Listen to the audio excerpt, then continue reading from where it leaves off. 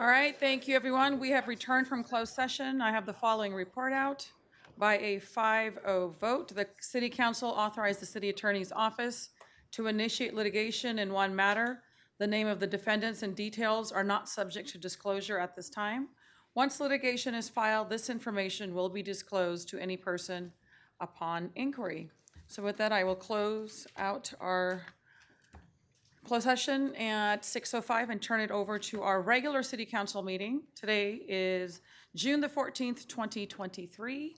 It is 6:05. I'd like to call this meeting to order and turn it over to our clerk. Thank you, Mayor. This meeting of the Elk Grove City Council will be cablecast on Metro Cable 14, the local government affairs channel on the Comcast Consolidated Communications and AT&T Uverse cable systems. The meeting is closed caption and will be webcast at metro14live.saccounty.gov. Tonight's meeting replays will be on Saturday, June 18th at 6 p.m. and Sunday, June 19th at 6 p.m. on Channel 14. Previous meetings can be viewed online at www.elkgrovecity.org or youtube.com/MetroCable14. For members of the participating audience who may have personal electronic devices, please place them on silent mode during the meeting or on mute when you are not speaking. Elk Grove City Council welcomes, appreciates, and encourages participation in the City Council meeting. City Council requests that you limit your presentation to 3 minutes per person so that all present will have time to participate. City Council reserves the right to reasonably limit the total time for public comment on any particular notice agenda item as it may deem necessary. Pursuant to Resolution Number 2010-24, no individual speaker concerning public comment may address the City Council for more than 3 minutes. If you wish to address the Council during the meeting, please complete a blue speaker card which can be found at the back of the chamber and provide it to Assistant City Clerk Brenda Haggard prior to consideration of the agenda item. With that, Mayor, I will move on to the roll call. And for the roll call, I will be starting with Councilmember Robles. Present. Councilmember Brewer. Here. Councilmember Suen. Here. Vice Mayor Spies. Present. And Mayor Singh Allen. Here. All members are present. All right, thank you. Next up is our Pledge of Allegiance. I would like to invite Emily Ottenreith with a seat at the table, if you wouldn't mind leading us in the pledge this evening. Please rise. Emily, you can come forward if you want.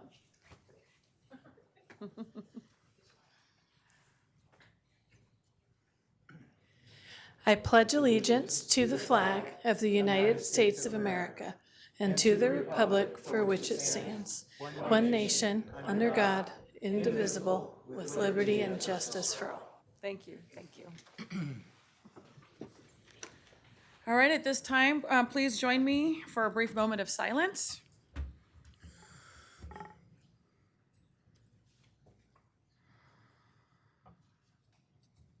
Thank you. Next up is our approval of the agenda. May I get a motion? So moved. Second. All those in favor, please say aye. Aye. Thank you. Next up is closed session. Clerk? For Section 3, there are no closed session items on the regular agenda, which will advance us to Section 4, our presentations and announcements. Mayor, I just did want to note, we had some folks that signed up, and it looks as though they are primarily in regards to item 4.3. And I'm not sure if those are folks that are to be recipients. I don't know if the names look They're familiar. probably, So. okay. So just to have that awareness for there, but with that, we can move on to item 4.1, which is presentation of the 2023 NorCal Cyber Mayor's Cup. All right. Competitors, are you excited? Let me hear it.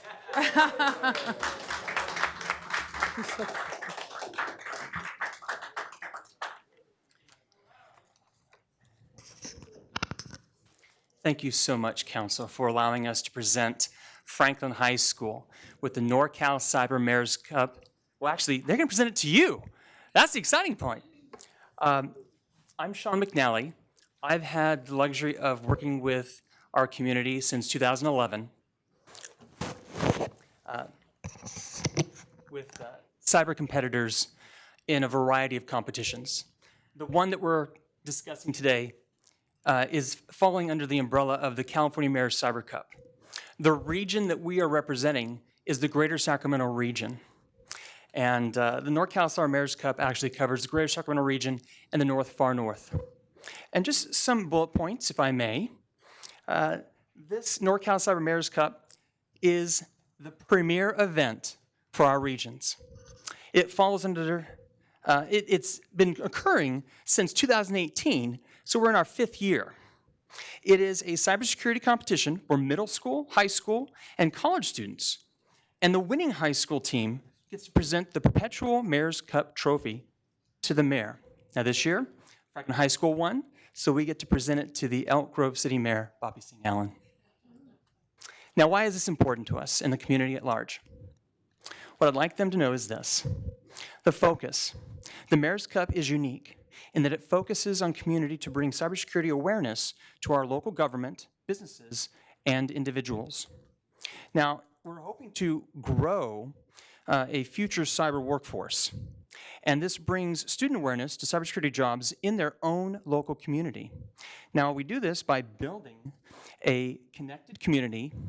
Students and employers are able to interact early in a student's career pathway.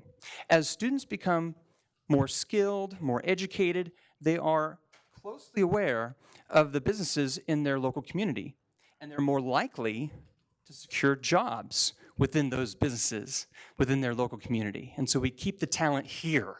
And so I think it's a huge importance that we maintain the integrity of this competition and we keep the talent local. May I present to you Chris Shuping, coach to the Franklin High School winning team, Half Dome. Or did we change the name this year? No. Okay. The team name is Half Dome. And who's your team leader?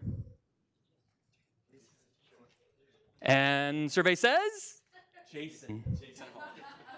Wonderful. Mr. Shuping, would you please come to the mic? Absolutely. Congratulations. Thank you very much. Appreciate it. Where'd you hide the cup? Okay. The most important thing. It has truly been an honor and a privilege working with these students from Franklin High School. They put in an incredible amount of effort at the trade that they've decided to practice. They've had the opportunity to work in real-world environments with industry leaders like Northrop Grumman, Lockheed Martin, Cisco Networking, the Air Force and Space Force, a variety of incredible cybersecurity companies. I'm but a figurehead here for all of this. The kids put in the hard work. I'm just here to help make it happen. There are 2 other individuals in the room that have been with this team for longer than I have. Our mentor, George Valencia, is a cybersecurity specialist, formerly in the banking industry, now in healthcare. Mr. Ryan North is hiding in the back of the room. He's our middle school teacher and computer science instructor, and he was the one who was really instrumental in starting this organization 7 years ago. He's got 1 year on me. I've been coaching these kids now for 6 years. It's been a privilege to three-peat in the Mayor's Cup, and we hope to get it again. I have 2 seniors on the squad that are moving on to UC Davis and UCLA. I have a junior, Ethan, who is on the U.S. Cyber team that will be competing in July in San Diego in a similar event. 2 sophomores, rising juniors, I should say, Pratham and Priyam Rangwala, and freshman, now rising sophomore, Joshua Fong, who are going to be carrying on the Mayor's Cup tradition next year, I hope. So thank you all so much for the opportunity to present to you. We'd love to give you the cup, and the boys would also like to present to you some challenge coins. I'll have one of my seniors, Kevin, present to each of you the Mayor's Cup challenge coin that they earned for you to cherish and savor also in addition to the cup. Thank you very much. We appreciate your support. Congratulations. Yeah, congratulations. Let's come down. Before we get after, Huh? before you get after, Yeah, of course. Go ahead. Madam Mayor, if I Our could. vice just mayor would like to say something before we come down. a few more comments, because I think some things are missing here. First of all, Mr. Shuping, I hear this is your last year, that you're retiring. I am retiring. It's not my last year as coach, though. Oh, then that's fantastic. I'm glad to hear it. I'm glad to hear it. But thank you very much for your service to the schools, and I'm really thrilled that you're going to be staying on to continue on as a coach. And so, Mr. Valencia, I'll tell you, I've known him for, I think it's been 12 years now. I think we used to teach together in college. And so I want to thank you very much, because this isn't your day job, right? And it takes a lot of time out of your own personal job to teach these and these youngsters, and I definitely appreciate that. And then Mr. North, he's where these kids began, actually, right? Some of them actually began in your class, and they actually won in some of those in the earlier rounds. So there's also moms and dads who are hiding out behind there, and I'm so happy for you and for your students because all the effort and the time that you put in to help and support them. And so I think that was all I had, but I'll tell you what's fantastic is that particularly this team here has been working to go back to Toby Johnson Middle School to teach the next generations of students rising. I'm hoping that we're gonna see a 5-peat and a 6-peat and a 7-peat, right? And we absolutely can because of what you started. So it's a big deal, and thank you very much. So. Yes, thank you, and congratulations once again. I look forward to proudly displaying this trophy in my office. This will be my 3rd year having it at City Hall, so thank you again. It's great. The work that you do is wonderful, and it's just, one of those fields that's growing. There's a huge need. Our vice mayor obviously leads those efforts in this field as well, so there's a bright future ahead for all of you. Thank you for paying it forward for the next generation, and congratulations once again. Thank you. Send your resume. Yeah. I wish I had stuff here.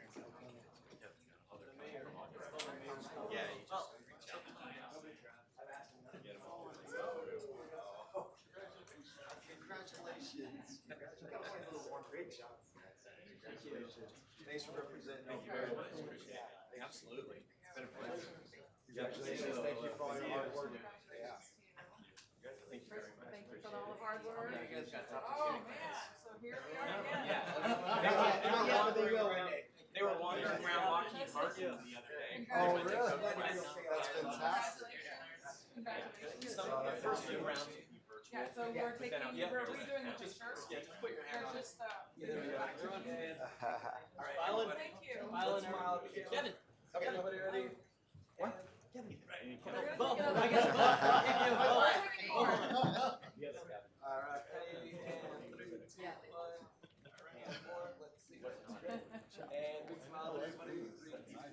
And then we're gonna get a video of you just handing it to her. Ready? And go ahead and hand it over. We got a whole production. Nice. Next year's gonna be that guy. Good. Excellent. Yeah, exactly. All right, so let's try to get a standard picture, but also be, like, make a huge, a crescent shape so we can get everybody there. And get, yeah. There's no social distancing right now. Get all real cozy. All guys in the back. Joshua in the front. Okay.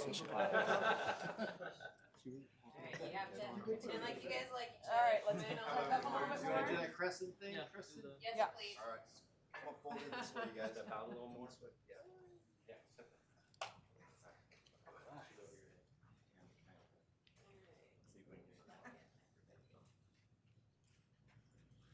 Okay, ready? 1, 2, 3. 1, 2, 3. And one more here, everybody. And 1, 2, 3. Thank you. Alright. Congratulations again. Great work. Thank you very much. Enjoy the coffee. Oh, excellent, thank you.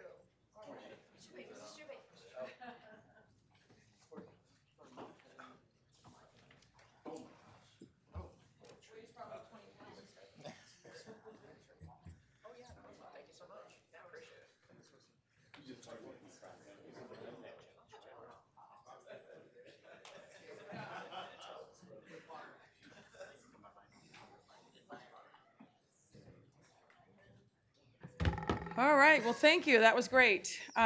Next up is our proclamation recognizing June 19th as Juneteenth, 2023. Is Rashid here?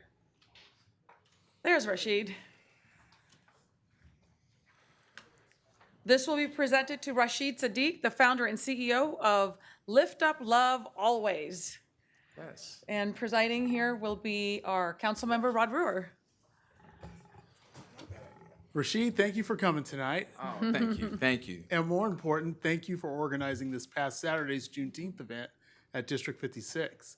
I know we've worked together in putting together Juneteenth events here in Elk Grove in the past. So to do it here at District 56 was a beautiful Saturday. The weather was great. We had a swim meet that allowed some of the parents and kids to come out and participate in it. And it was a marvelous time. And I think for a lot of African Americans who have family that have lived in Texas or hailed from Texas, Juneteenth is a holiday that we all hold near and dear to us. Right. Matter of fact, in a lot of cases, Juneteenth, especially in Texas, is celebrated month long. That's right. And That's so, right.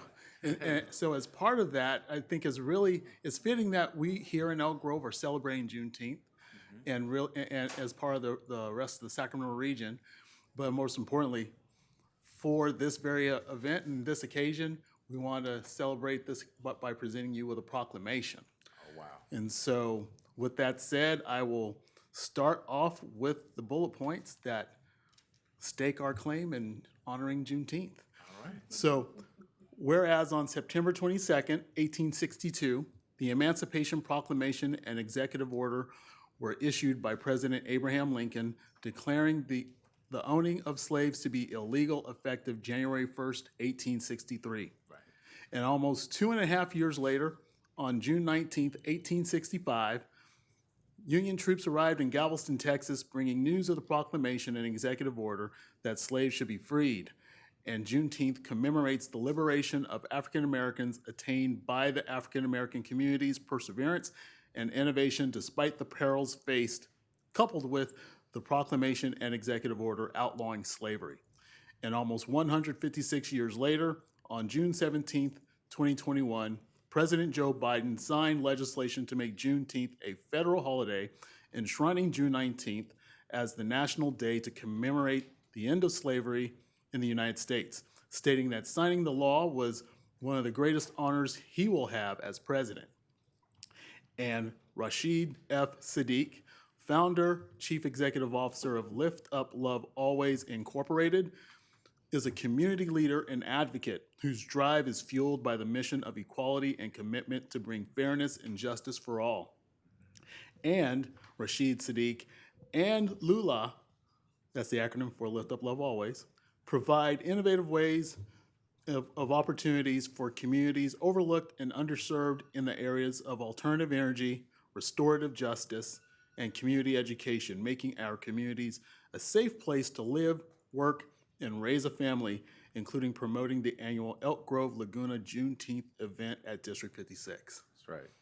So now therefore be it resolved that the City of Elk Grove of the City of Elk Grove hereby affirms and proclaims June 19th as Juneteenth in the City of Elk Grove and recognizes Rashid Sadiq and Lift Up Love Always Incorporated for their commitment to fairness and justice, and encourages all residents to foster a community that continues to advance the movement forward and toward equality and justice for African American people. Signed on this day of June 14th, 2023 by the entire Elk Grove City Council.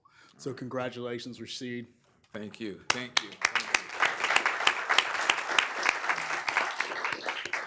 And please, The floor is yours. you have the floor. Well, I want to thank everyone, especially you, Mayor, for inviting me into your wonderful city and the great diversity that I see here. And also, not just you guys, but also the staff that helps me daily, because sometimes I have a few things that I need to come through with, Kara and Jody. And so I really like the team that you have here, the atmosphere. I have 3 daughters that actually started their education here, and one was on the Monterey Trails track team and got a scholarship out of Monterey Trails and graduated. So I really feel real dear to Elk Grove, and I don't want to tell you how old I am, but I've been here for a while and seeing a lot of growth, and I'm happy to be a part of the future of Elk Grove. And Juneteenth is special to me. And Lula is actually the name of my mother. So I took the acronym from that and named my nonprofit Lift Up Love Always, because I wanted to have a feeling that my mom gave me, who passed away when I was like 26. I'm not that much older now, but that is the meaning of Lula, is lift up love always. And that's what I wanted to bring to my Juneteenth festival, as you guys saw. And I really would like to grow the opportunity and hopefully get into some of the high schools and highlight some of the talents that we have here, right here in Elk Grove. And so thank you for this proclamation. It really means a lot to me, and I really appreciate it. Thank you. Thank you, Rashid. Before we come down, I want to thank you for the great partnership. You've been wonderful to work with, and prior to our Juneteenth event, I worked with you on a healing circle shortly, just days after the George Floyd incident, and then my council member was with CSD and providing those opportunity. So you really do live the embodiment of not only the acronym, lift up love always, but you recognize that this work is 365 days a week. That's right. And so Juneteenth is a good reminder. It's a good check-in opportunity to reassess. Are we doing enough? Where can we improve? And our city is all about celebrating our diversity, but also continuous improvement. So thank you again for all that you do in our city. Congratulations again. Thank you.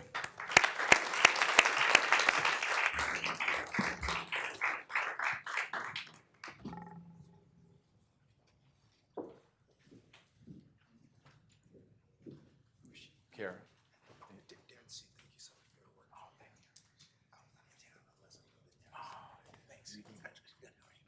Capture you in all directions. How are you?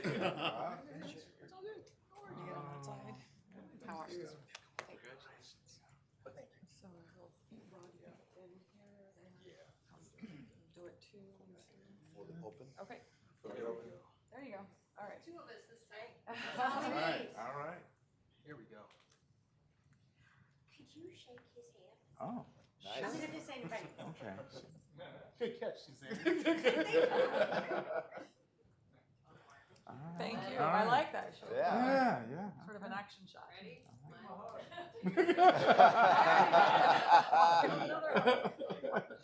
Thank you again. I'll see you. All right, congratulations. See you later. Good job. Thank you.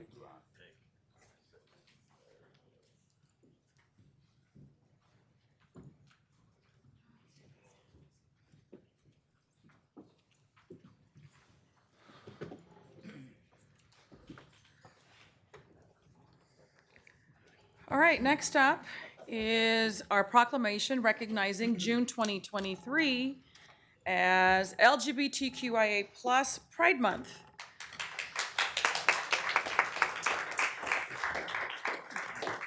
So at this time, as I read the proclamation, I would like to call up some of our students that are here with us this evening from Elk Grove Unified School District, and parents and family and supporters of Pride Month. Feel free to come up here and join as I read the proclamation. So Nikolai and Theo, if I can get you to come up front.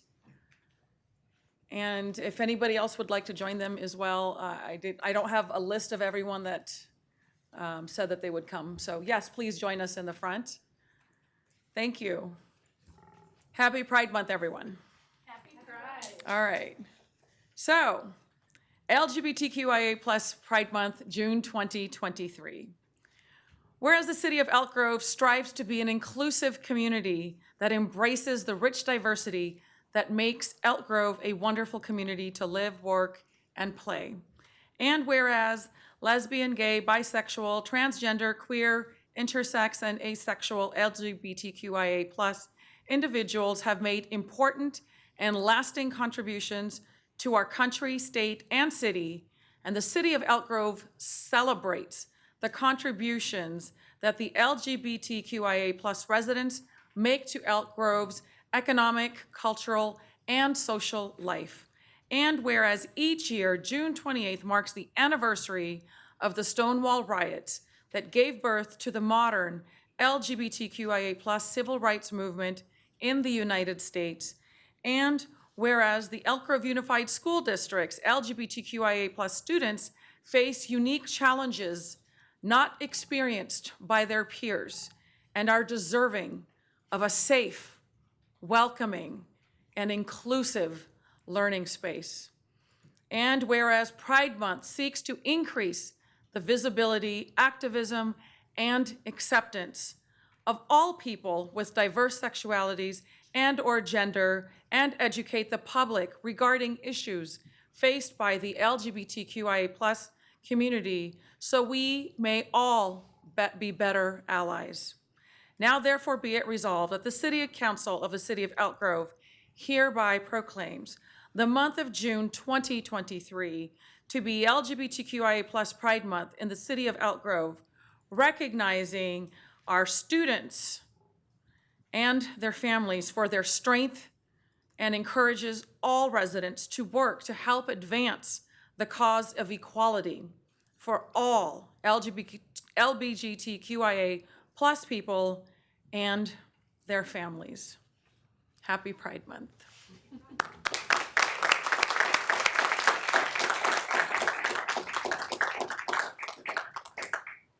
I believe, Nikolai, you wanted to speak, and any others can speak afterwards? Okay, hi. Hi. So I was a little bit nervous doing this at first. It's okay. But I guess what I basically want to say is that, as you already know, my name is Nikolai, and I am a trans queer youth. And I'm not sure what this may mean to, or whether or not all of you may even know what this does mean, but here's what it means to me. It means risking what I have known to feel what I yearn to become. It means waking up, either feeling extremely grateful for having the privilege to be my authentic self, and to also be agonizing over it. It means making relationships and also losing them at the same time. And to many of you hearing this, even if you are not queer, these experiences may seem familiar. You may have experienced good and bad days, or gaining and losing friends. That's because we do not have to be exactly the same to understand each other. But us as different communities or even individuals cannot fully understand until we acknowledge the similarities and the differences. When I speak today, there's no way I could speak for all of the trans and queer youth across the world. Not all of them have the same family or the community that I have. But that is what makes being a trans queer youth beautiful. We are not the same as all people are not. And though my story may not be relevant to everyone, it proves that there is me and so many others with wondrous complexities. My name is Nikolai, and I'm a trans queer youth in the Elk Grove District. Thank you.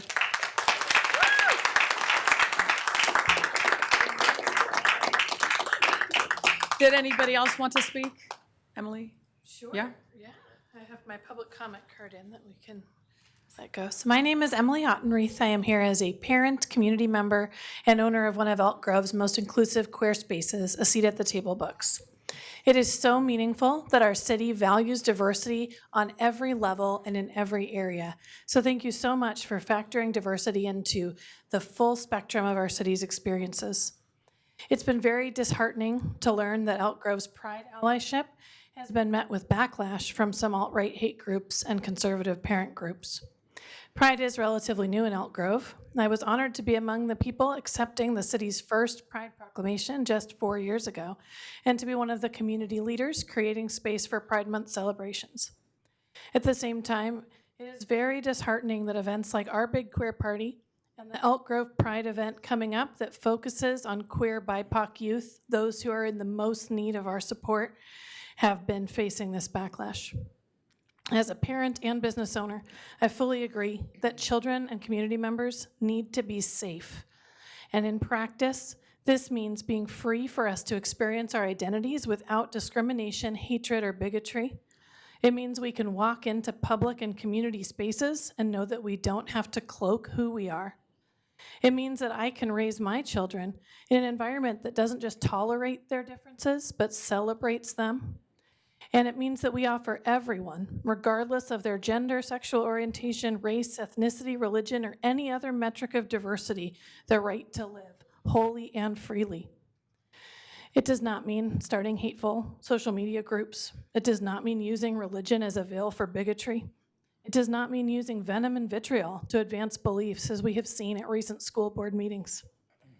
Historically, change does not come without pushback, and so we embrace that we are moving forward despite the challenges, despite attempts to avert our mission to simply be safe and accepted and create safety for those who need it the most. We stand with our city. Thank you so much. We stand with the rest of our LGBTQIA community, and we applaud efforts to choose progress and love over hatred, no matter the cost. Thank you so much.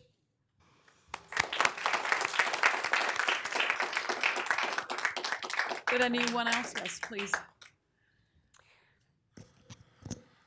Hi, my name is Jess Carlson, and I am a parent of a little one who is actually part of the LGBTQ plus community.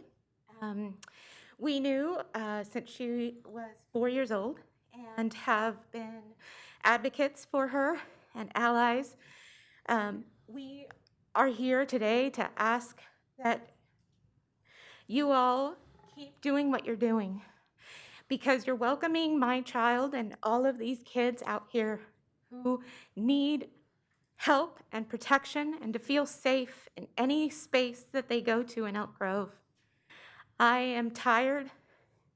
I am angry at all of the bigotry that I have seen, especially at school board meetings, because with that comes the real fear that my kid is not safe. And that can't happen. All these kids need us, and we need to step up, and we need to accept, not tolerate. Accept that there are so many kids out there that are different, and that's okay. So I want to thank you all for making June Pride Month, for recognizing my kid and all the kids in Elk Grove that don't look like your kids, but still deserve to be here. Thanks. Thank you.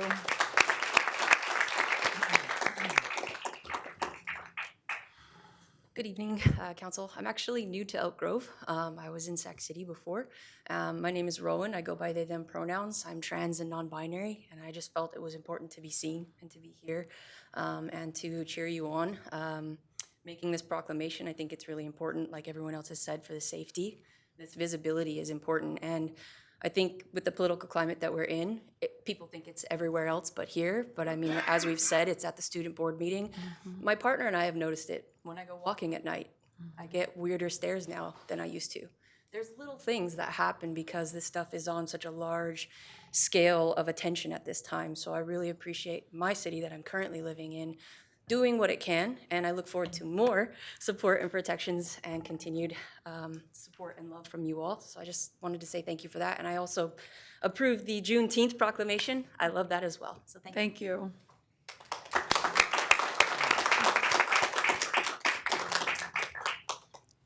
We proudly we rose our pride flag June 1st. And it's that moment, recognizing how far we've come as a city. This is only the second year, but it's a beginning. It's to send a message to our community that Elk Grove is a lovingly diverse community, that we are a city welcome to all. And it was important for me to recognize our trans youth that are suffering the most right now, everywhere, nationally, statewide, even in our community. I want you to know that I see you, I support you, we love you. You are so important. You are a fabric of what makes this community great. And we are here to help in any way that we can so that you feel supported and seen. So thank you for being courageous. There were a number of others who actually wanted to come, but they still live in fear.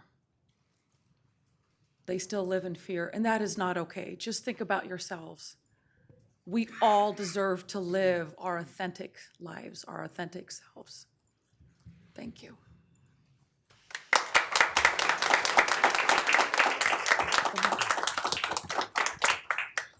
Oh, thank you, Mayor. I think I'm reading our No, what Mary and I are referring to is, she mentioned this is only the second year, and the first year I spoke because, I am a parent of a transgender youth, and no longer a youth, a little older now, but I know what it's like to make sure, trying to make sure your kid fits in and the worries that you have as a parent. So we were very proud to raise a flag as a symbol to say, hey, this is about our kids. We're going to protect our kids, and it doesn't matter, what you look like, whether race, religion, LGBTQ or not. It doesn't matter. We're going to protect our youth here because we're raising families and we're working towards the next future of the next generation. So we just want to make sure everybody knows that they're safe here. And so as a parent, I empathize with you with your challenges and your struggles and your worries. And I tell you, we're here for you. We have your back. And please, don't worry. So, thank you.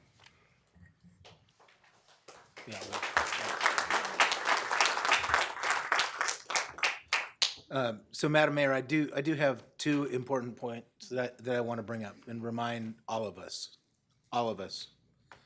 that each of us is worthy of love and respect. That's first. And the second one is that each of us is born with the rights guaranteed to us by the Constitution and the Bill of Rights. Each and every one of us. Thank you.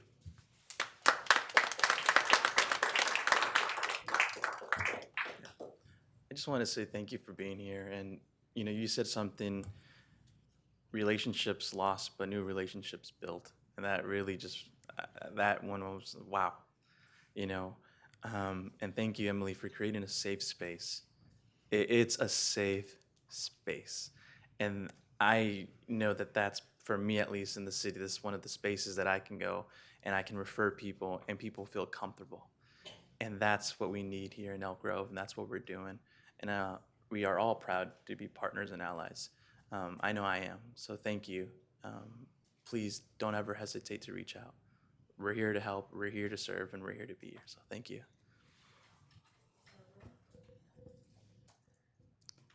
This proclamation is very symbolic and very important because all of us on this dais at some point or another all felt like we were not a part of the mainstream or felt like we were not part of whatever group or circle of people that we all are a part of. Every one of us has felt like we were an outsider. And to some extent, there are times where we still feel like we're an outsider. And that's where we share the common bond and the common struggle. And I have a nephew who is LGBTQIA, and he's felt that sting for a good chunk of his life until I reached out to him by way of email because I didn't have his phone number and he didn't want to give it for whatever reason. But the one thing I told him in that message is that I love you, you will always be my family, and I will always have your back. And that is something that is very important that we extend that because as part of the human experience, we all belong. We all are worthy of love, and we are all here together to share in the human experience. So that's why I'm very proud that we were able to provide this proclamation to you tonight. I'm very proud that we raised that flag over across the street and that we continue to do that because it's a recognition of who we are as a community and where we're going. And that is very important. So thank you again for coming, and thank you for being here and being a part of this.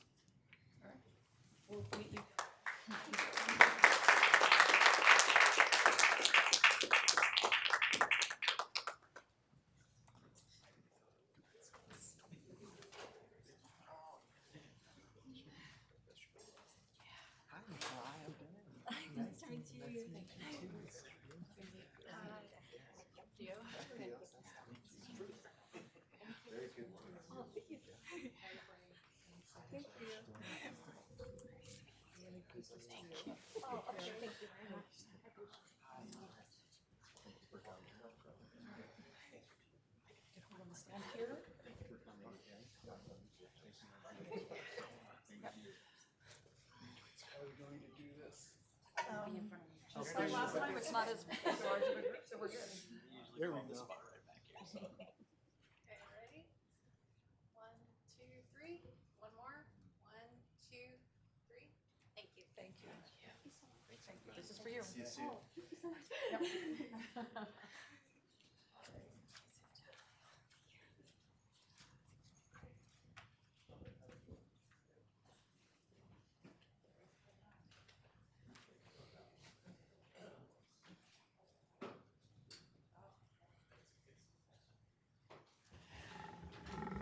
Before we move on to the next item, I want to thank our city and staff, as well as CSD, for joining us for the Pride March this over the weekend. It was great. We had a great representation and joined many other organizations. So thank you, everyone that participated and joined us.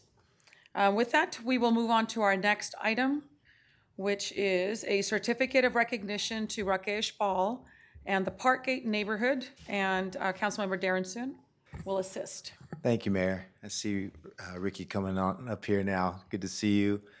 Continuing along with our theme of safety, we have a fantastic police department, but the fact is, it takes all of us as a community working together to maintain safe neighborhoods. And so to that end, we really appreciate and want to recognize the Parkgate neighborhood group, and especially Ricky Paul for their work and what they did in the community. Whereas in January 2022, Ricky Paul contacted the city regarding a proposal from the Parkgate community to install automated license plate reader cameras at the 2 entrances to their community. A request driven by concern for some crimes that occurred in their community prior to that contact being made. And whereas in March 2022, Mr. Paul and several members of the Parkgate neighborhood came to the police department and toured the Real-Time Information Center, RTIC, where they were provided education on the ALPR, the automated license plate reader systems, along with considerations their community would want to address, since they were not a homeowners association and their community was not gated or private. And whereas in May 2022, the Parkgate Neighborhood Group, led by Mr. Paul, raised sufficient funds necessary to pay for 2 ALPR cameras to be installed in their neighborhood. And for the next 11 months, the Parkgate Group waited patiently while the city created and vetted a program which allows for resident-funded ALPR cameras on public property for non-HOA communities. And whereas in April 2023, the Parkgate neighborhood was able to have 2 flock safety ALPR cameras installed on city property at Allen Ranch Way and Civic Center Drive, and Mallet Way and Lots Parkway.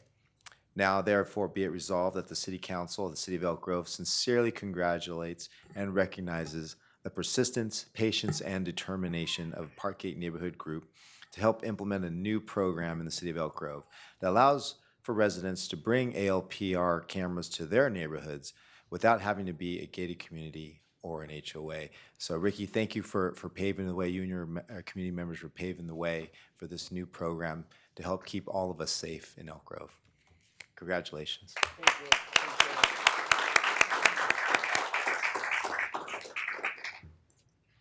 I wrote up a quick little note here. I am sincerely honored and humbled to accept this award from the City of Elk Grove. It's a testament to our collective efforts and shared vision for a better future. My gratitude extends to my hardworking team, without whom this achievement would not have been possible. This award is as much as yours as it is mine. Lastly, I want to give a special shout out to Chief Davis for listening to us and making this project, getting it off the ground. And I really appreciate your support. Thank you. Thank you, Ricky. We'll come down.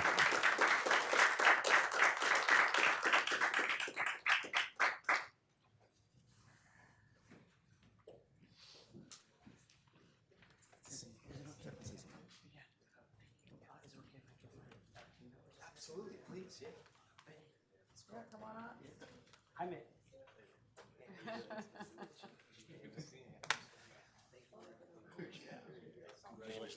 Great work.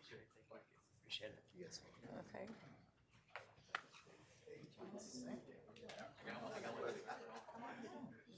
Come on in. Yeah, please join. Come on, team. Yeah, split it up between both sides. Yeah, we just Anybody need to else? kind of bring some folks in a All little right, bit. so you're gonna fold it in here. Yeah. All right. Come on.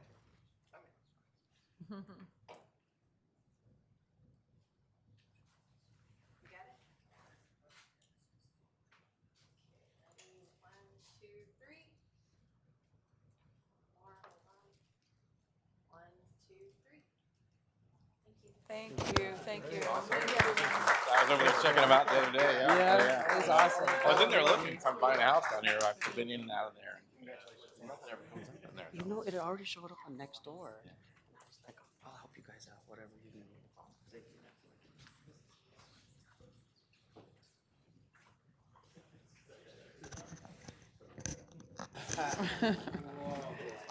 All right, next up is item 4.5.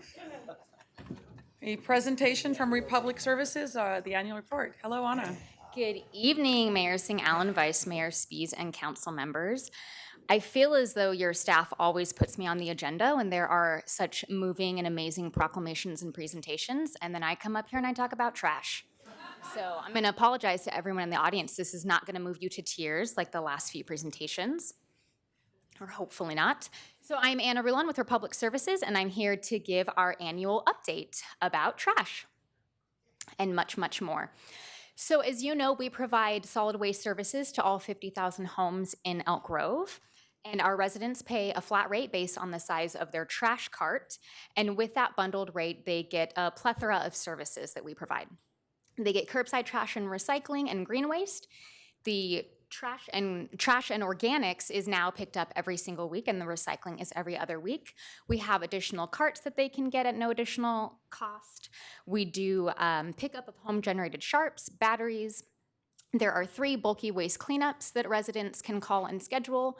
We pick up e-waste in the bulky piles. Residents may come pick up compost from our Elder Creek transfer station just north of here. We collect holiday trees. Residents may bring material to the dump once a year. And then, of course, we have assistance for our residents with physical limitations. We are really excited to announce that last year in 2022, we finally got back into the classroom. Before COVID, we would do dozens and dozens of school presentations a year. And once kids were back in the classroom, it was really hard for us to get back in front of them. Teachers had a lot on their plate and a lot on their mind. And in 2022, we finally returned to the classrooms with our famous 4R school presentation, Reduce, Reuse, Recycle, and Rot. And there is a lovely picture of my colleague Lucero teaching kids about trash. We have been continuing to do backyard compost workshops. We had 3 in 2022, and we have 4 in 2023. These are free to Elk Grove residents. They can email us, they can call us to get signed up. These fill up very, very quickly. They're very popular in your community, and we give out free compost bins for backyard composting, and we give out starter compost.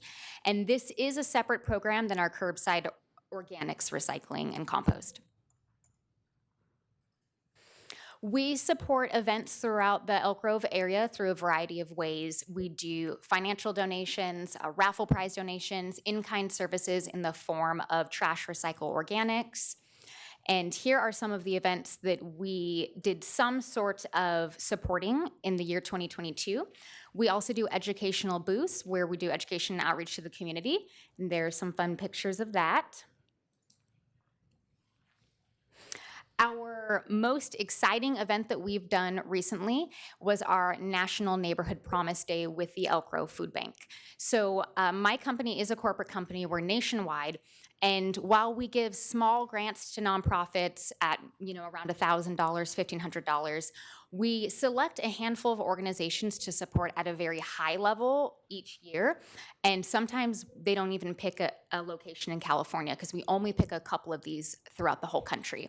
So we recently were very happy to be awarded this. We worked in partnership with the Elk Grove Food Bank and Rebuilding Together And my company donated over $100,000 to the Elk Grove Food Bank so that they could move locations, get a bigger location, get a cold storage unit, get some shelving inside of the large warehouse.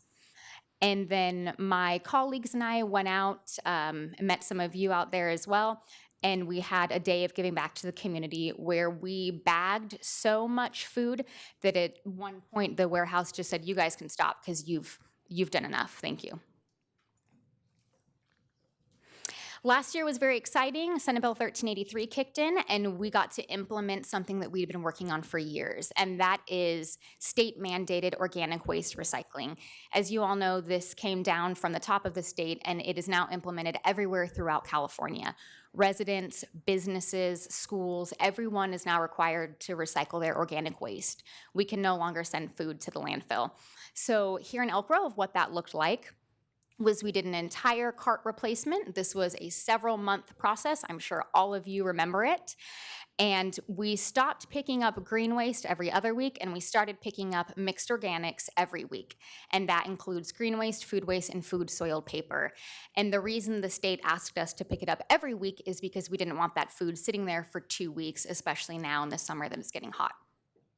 We do now have a full-time auditor that is out there looking through bins and leaving educational tags when they find contamination in 1, 2, or 3 of the carts.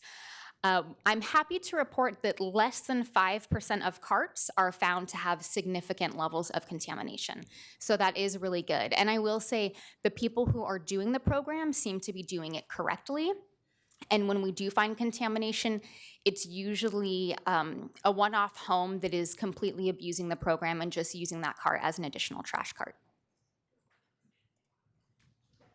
Here are some numbers that I'm not going to bore everyone with reading, but this just shows that we pick up a lot of material.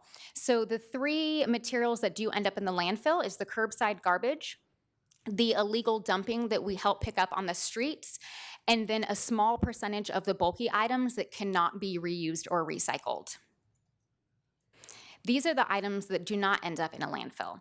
The curbside organic waste, curbside recycling, e-waste, used motor oil and oil filters, household batteries, and medicinal sharps. We have a goal every year of diverting 40% of material from the landfill. We, again, beat that goal with 41.1%. Now, I will say we were hoping this number would be a little bit higher with the movement of food waste out of the trash and into the organics, but we did see a spike in contamination during COVID times, and we have not seen that spike go down. So even though people are back at work and back at school, we're still seeing high levels of contamination in the recycling. So that has kind of maintained our 41.1% diversion. We hold an annual customer satisfaction survey, and this year we had an overall satisfaction of 94%. We had almost 500 people in the city of Elk Grove respond, so that's very good, and one of those randomly selected recipients got a free month of waste services. That is all I have, and of course, I would like to thank the Elk Grove City staff that we work with daily, all of you, council, and all of the community organizations that we work with every day, and I'm open to any questions you may have. All right, thank you for that excellent presentation and update. Questions or comments? I'll start on the left. Thank you, Mayor. Anna, thank you for being here, and I love your reports, actually. It's nice to see what progress we're making, especially with the organics. I was always amazed to see how much room I had in my trash can when you take out the organics. So thank you so much for your work in public services. You guys do a great job for our community. Of course, thank you. Vice Mayor? So I do have some comments. And so the first thing is, back in the 90s, there was this thing called 5 nines, which is basically the uptime that was required in data centers or the accuracy of processes. That was what people were judged by. But what was interesting is what happens in the 0.0001 when there's a failure. Because processes do fail and data centers do fail. And so what I think is important to bring up here is that this is not an exact science, right? Sometimes things get missed. Sometimes things get dropped.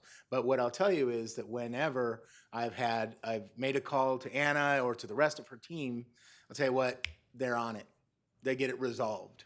And whether it's someone who, you know, decides to dump 40 yards of crap in their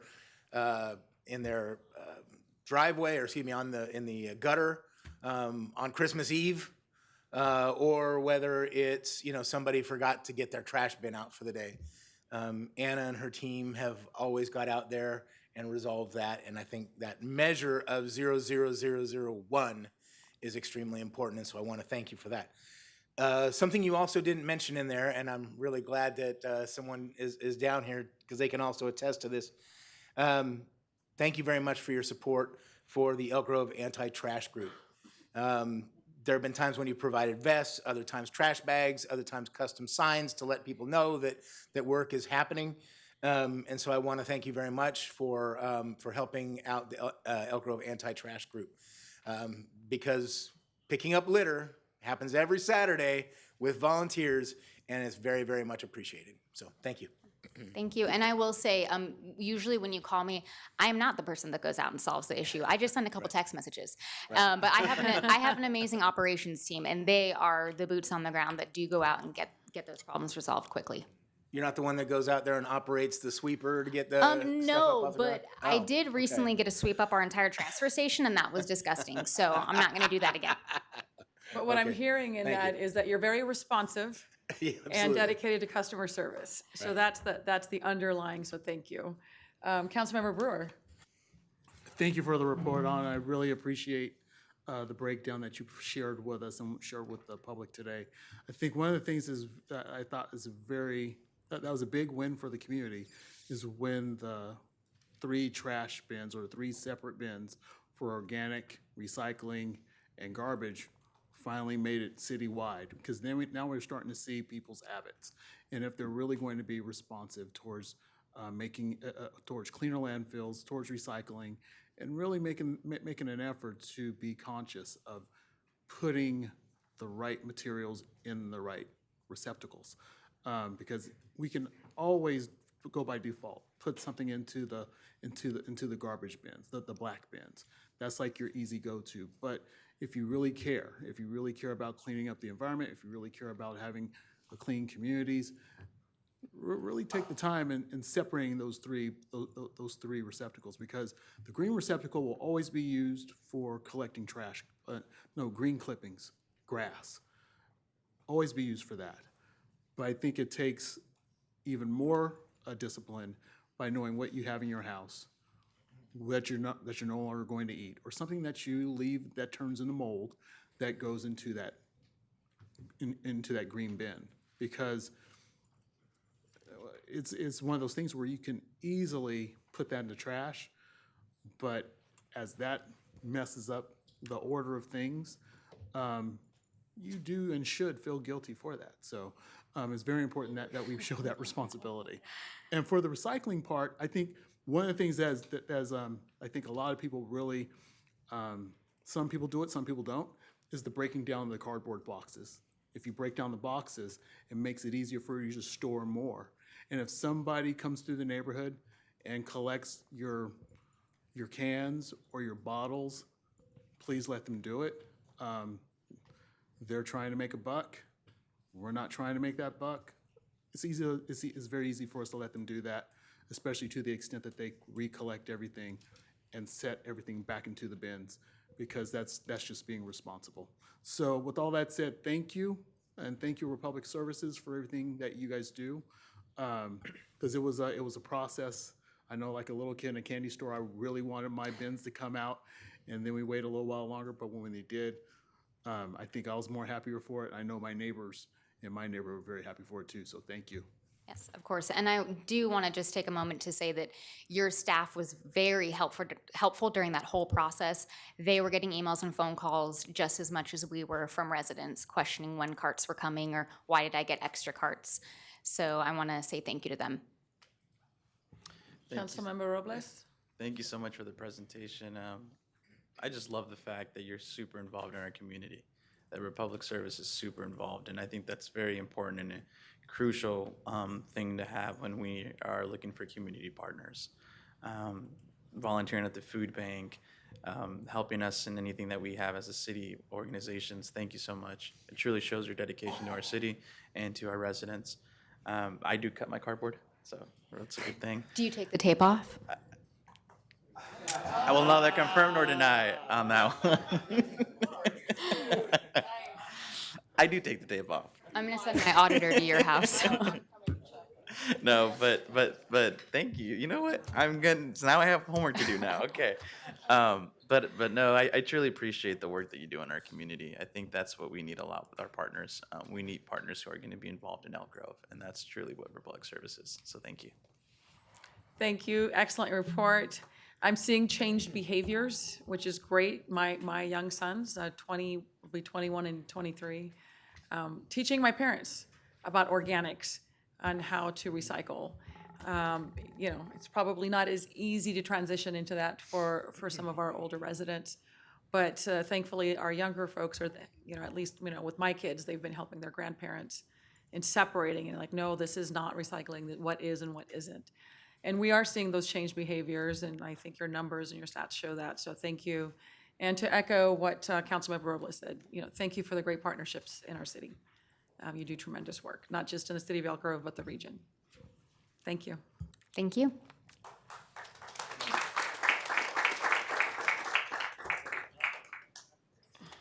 We're all going to be doing that tape thing when we go home. All right, next up, we have public comment for non-agenda items. And as a reminder, you have 3 minutes to speak on non-agenda items here for public comment. And our first speaker is Liz Irons, followed by Kaylin Damoth. This is too high. Good evening, Council. Since I was informed after a presentation, there's not a comment, but I want to reiterate, working with Republic is fantastic. When I tell people about how CSD, the city, trash people all work, it's wonderful. It's absolutely wonderful. As a consumer, I recently cleaned out my garage and had some over large pickup stuff. I called, within a week it was up. I put it out Thursday night. It was seamless. Now, as a member of Elk Grove Anti-Trash, I have to say, maybe if there was a way we could go behind the people that have homes adjacent to trails or near the railroad tracks, we find a lot of homeowners' garbage. For example, we are on Black Kite, and I helped break apart a child's playhouse, and we had a salon chair and things like that. I don't know if it's communication. I think the city puts out a newsletter which people should read, but I don't know if it's a language barrier or whatever. But if you use it, it's wonderful. No other city that I'm aware of in California does this.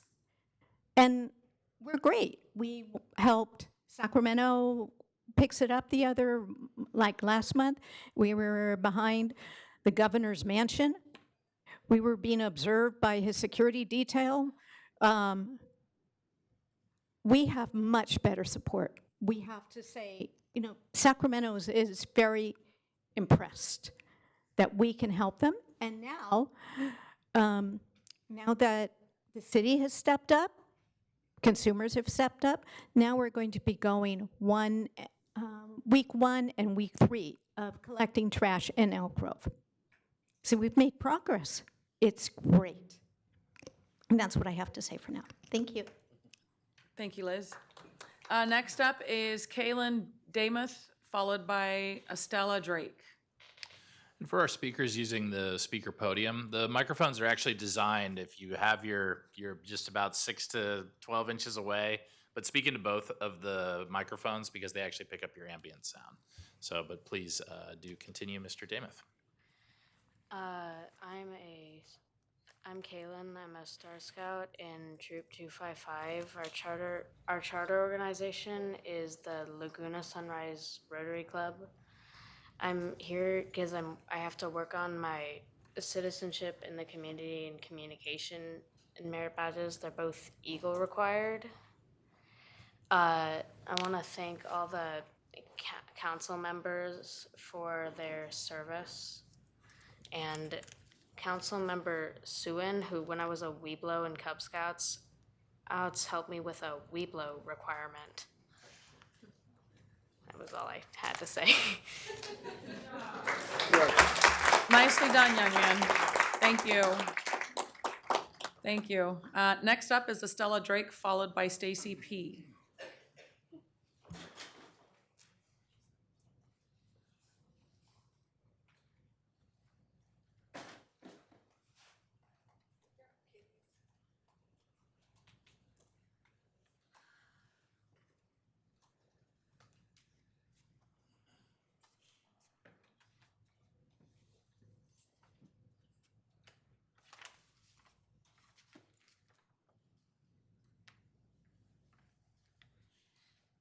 Good evening. My name is Estella Drake, and I am from District 2.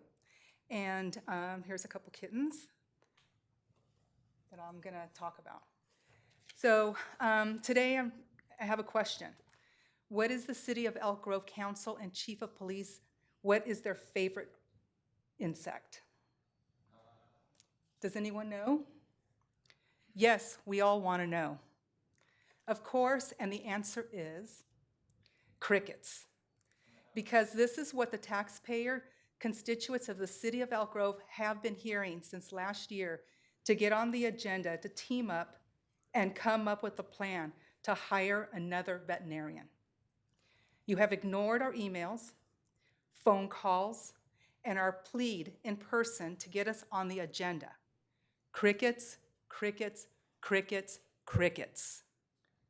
Stop the cricket treatment and get us on the agenda to strategize as a community team to get the post-COVID lack of spay and neuter under manageable control here in the city of Elk Grove and in the crickets today, and hire a second veterinarian and animal control officer staff.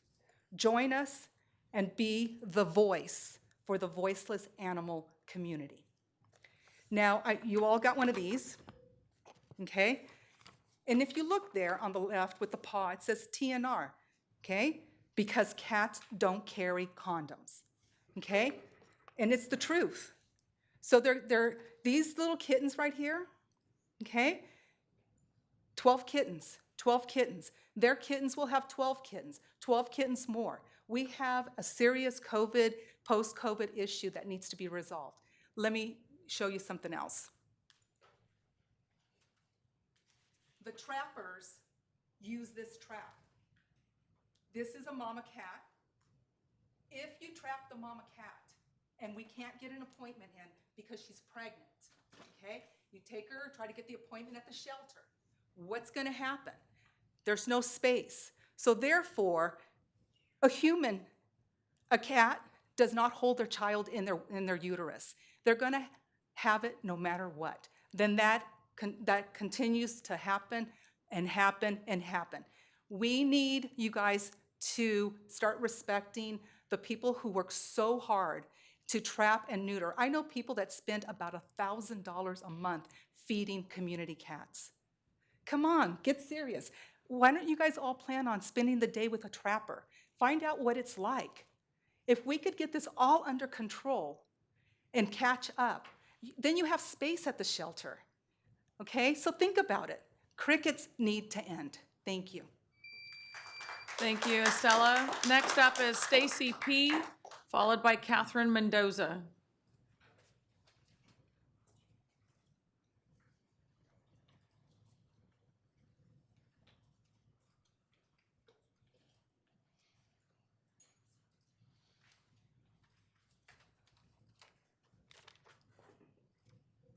I just lost my timer.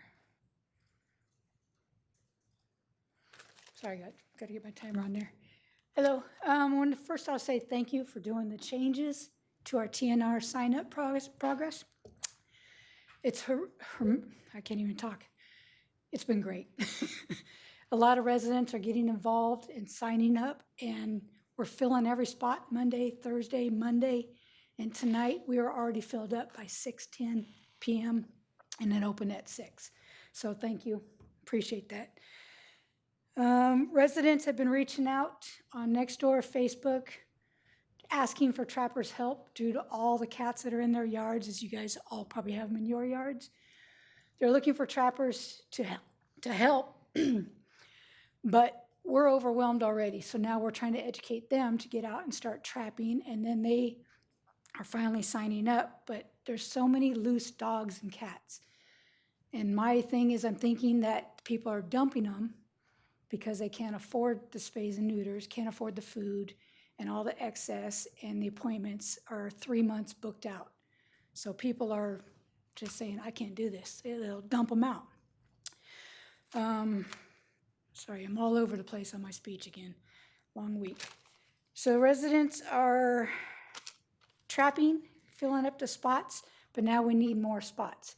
If we get the second veterinary vet, that'll open up more spay and neuter spots, low-cost spots for the pets, and reduce the 3-month wait.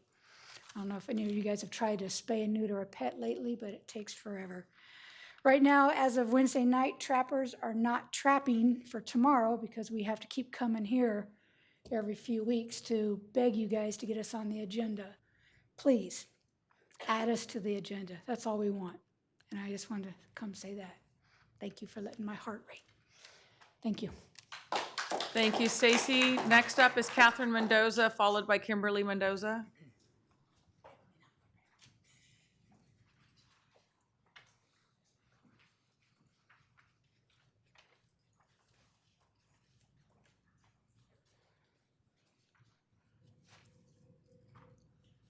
All right. So I just wanted to throw a few numbers out there.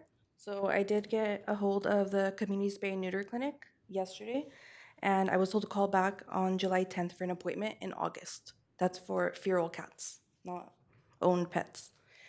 The SPCA, the soonest available is for a male July 1st. Females are not, their appointments aren't available yet.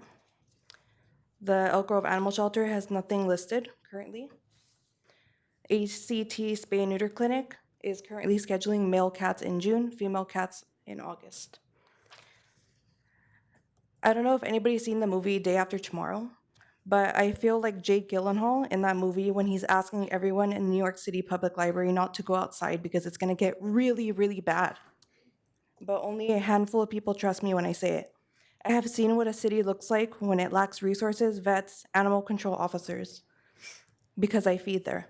I'm talking about South Sacramento, where dogs walk the streets unneutered and where 20 cats congregate at a creek canal waiting for a nice cat lady to come feed them every night.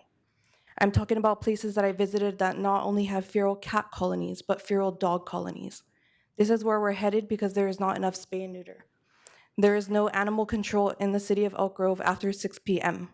There is only one shelter vet to cover a city with over 178,000 people and counting. Trust me when I say it's going to get really, really bad because citizens are coming to us when the shelter tells them that they're at capacity, that they can't help them with the growing feral cat colony in their neighborhood. By the time my colleagues find out about these colonies, they're already 3 times the size compared to when they first asked the shelter for help. One colony I'm working on started with 4 cats. It's about 18 now. There should have been 24 kittens, but 17 were aborted and 7 I dropped off to the shelter. I'm actually fostering 3 of those kittens because they are over capacity. I'm asking you to reconsider your spendings on wants and put them towards the needs of the community. We need a second shelter vet. I don't expect you all to know any of this since I do not see any of you trapping or in the lines at 4:30 in the morning at the SPCA. Maybe it's time that you do. Maybe it's time that you do. Maybe it's time that you accept our invitation from last year for a ride along so that you can see where we are coming from. Thank you. Thank you. Next up is Kimberly Mendoza, followed by Jania Mackey.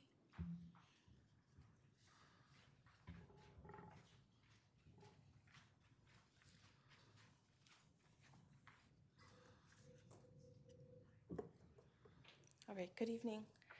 I'm not sure if the animal shelter staffing study is completed yet or if it will be shared with the public. If it will be, I'm interested in reading it. From that study, I realized that there are 3 positions that were added in animal services, and there may be additional recommendations to come. I saw that 10 direct animal care positions were recommended because of the increasing number of animals in the shelter. I would like to know if a second veterinarian was recommended at all by Citygate. Would hiring a second vet and animal care positions exceed the budget? If so, is it possible for the community to fill in the financial gap by fundraising to hire a much-needed second veterinarian? The Sacramento SPCA has 3 full-time vets and vet students to help them spay and neuter around 130 cats a week. Everyone is aware of the damage caused by COVID-19 across the globe, but did you also know with the vet office closures in the country in 2020, there is a backlog of animals not spayed or neutered in the millions?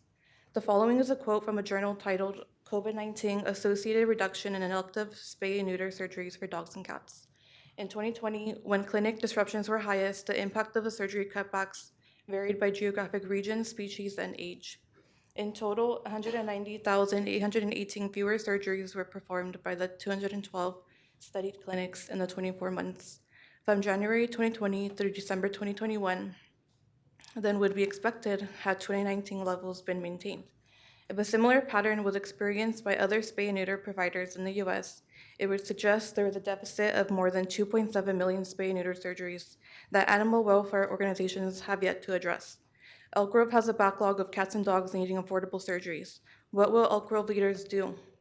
I am open to alternative solutions from a business perspective that would remedy the problem without having to hire a second veterinarian.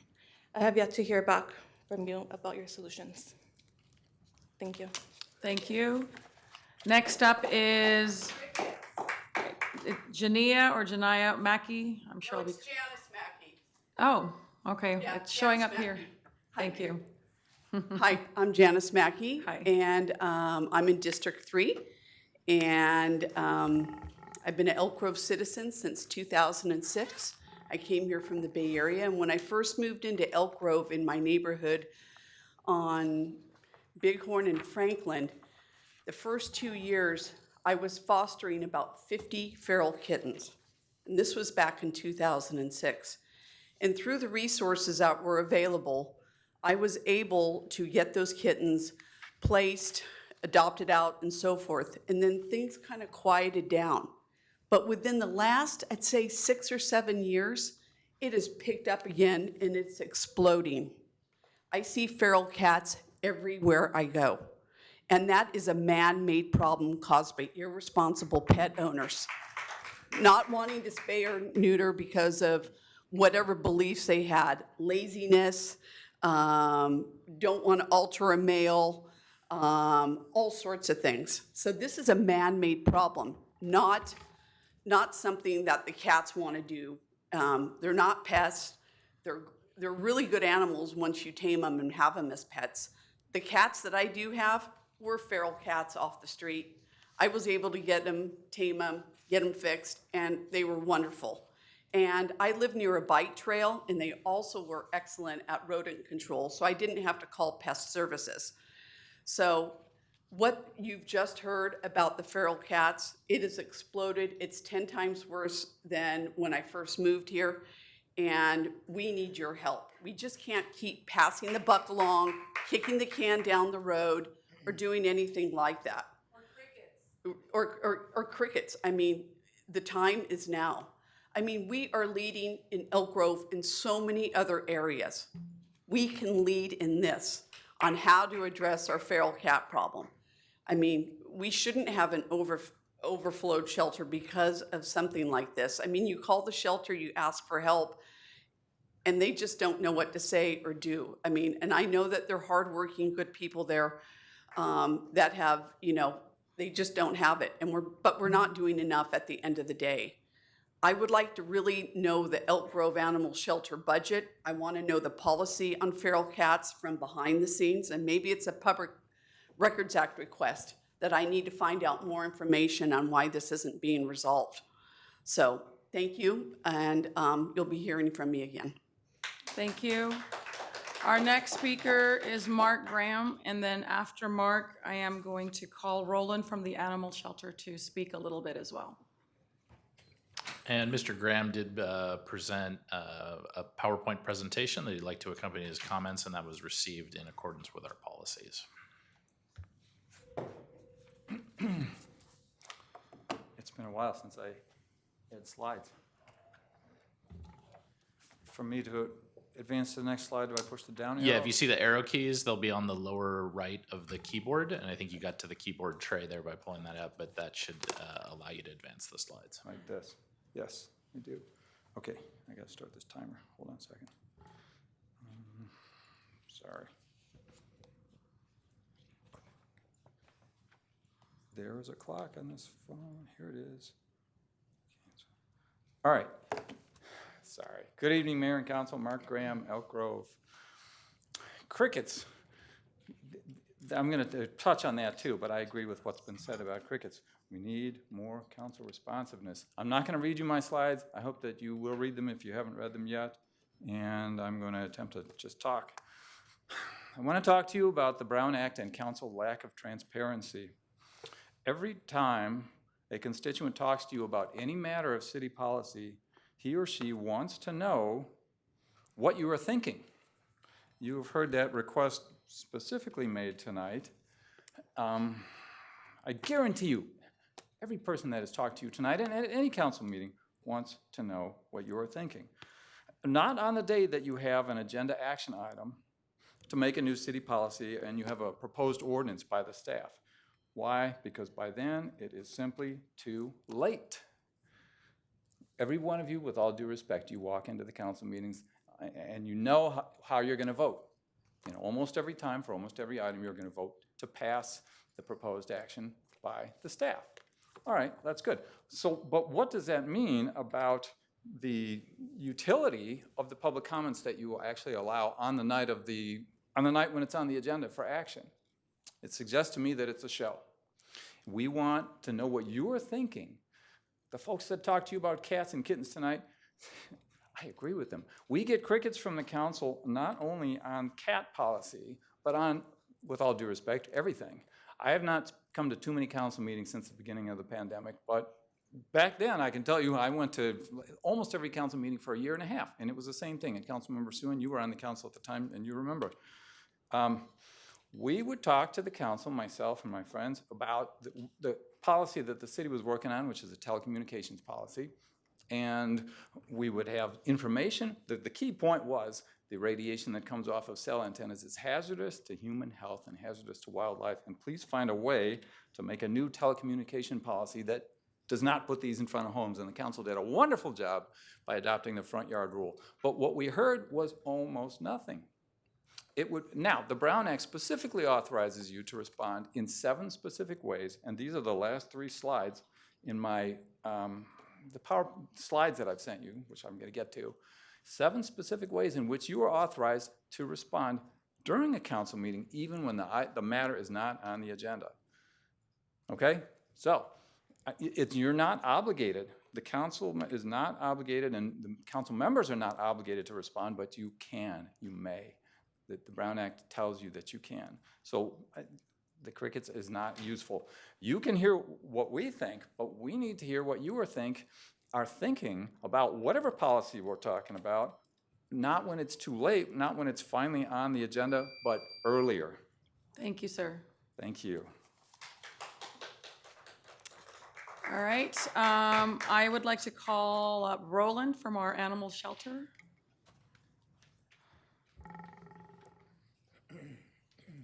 And then after Roland, our city manager will make some comments within his report as well as it relates to this issue, the cats. Go ahead. Good evening to council, to citizens of Elk Grove. I would like to thank you all for this time. I also would like to thank Estrella, Stacy, Kathy, Kim, and Janice for their comments, and also their continued advocacy for the shelter and their job that they're doing while trapping. As far as the staffing report is in progress. It is not completed as of today. It is shortly to be released, so there is not a finalization of that just yet. We have worked with our trappers to adjust our check-in procedures, and we are more intentional on involving them with processes by having quarterly Zoom meetings with them in order to adjust the processes. We have seen that there was a 65% usage rate of the actual trapping appointments prior to the change, and it has been 100% since the change. So that change has been met with action, and so we are appreciative of that, and we're able to get those surgeries in that they are referring to. Our effort is to continue to engage them and to continue to work with them on meeting the needs of the community, because I am a firm believer that we should do nothing about us without us. So I really believe that if we are going to make adjustments, we should involve them in that, and that's what we've been doing to this point, and we will continue to do, and that staffing report will be out shortly. Thank you. Thank you for that update. Seeing nobody else signed up, I will go ahead and close the public comment opportunity and switch it over to our item number 6, which is our city manager's report. Good evening, Mr. Bierman. Madam Mayor, members of the City Council, Jason Bierman, City Manager. I'll just appreciate Roland's comments and the work he and his team have done in working with our partners out here who are doing the great work out in the community trapping and bringing those animals in to get operations performed.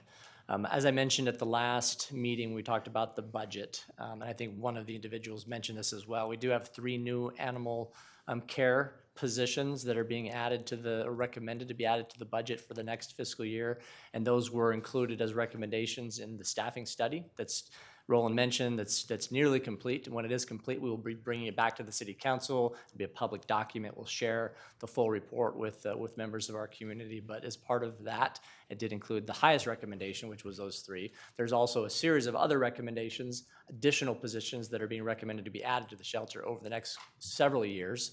An additional veterinarian is mentioned in there, but it's not among the higher priorities.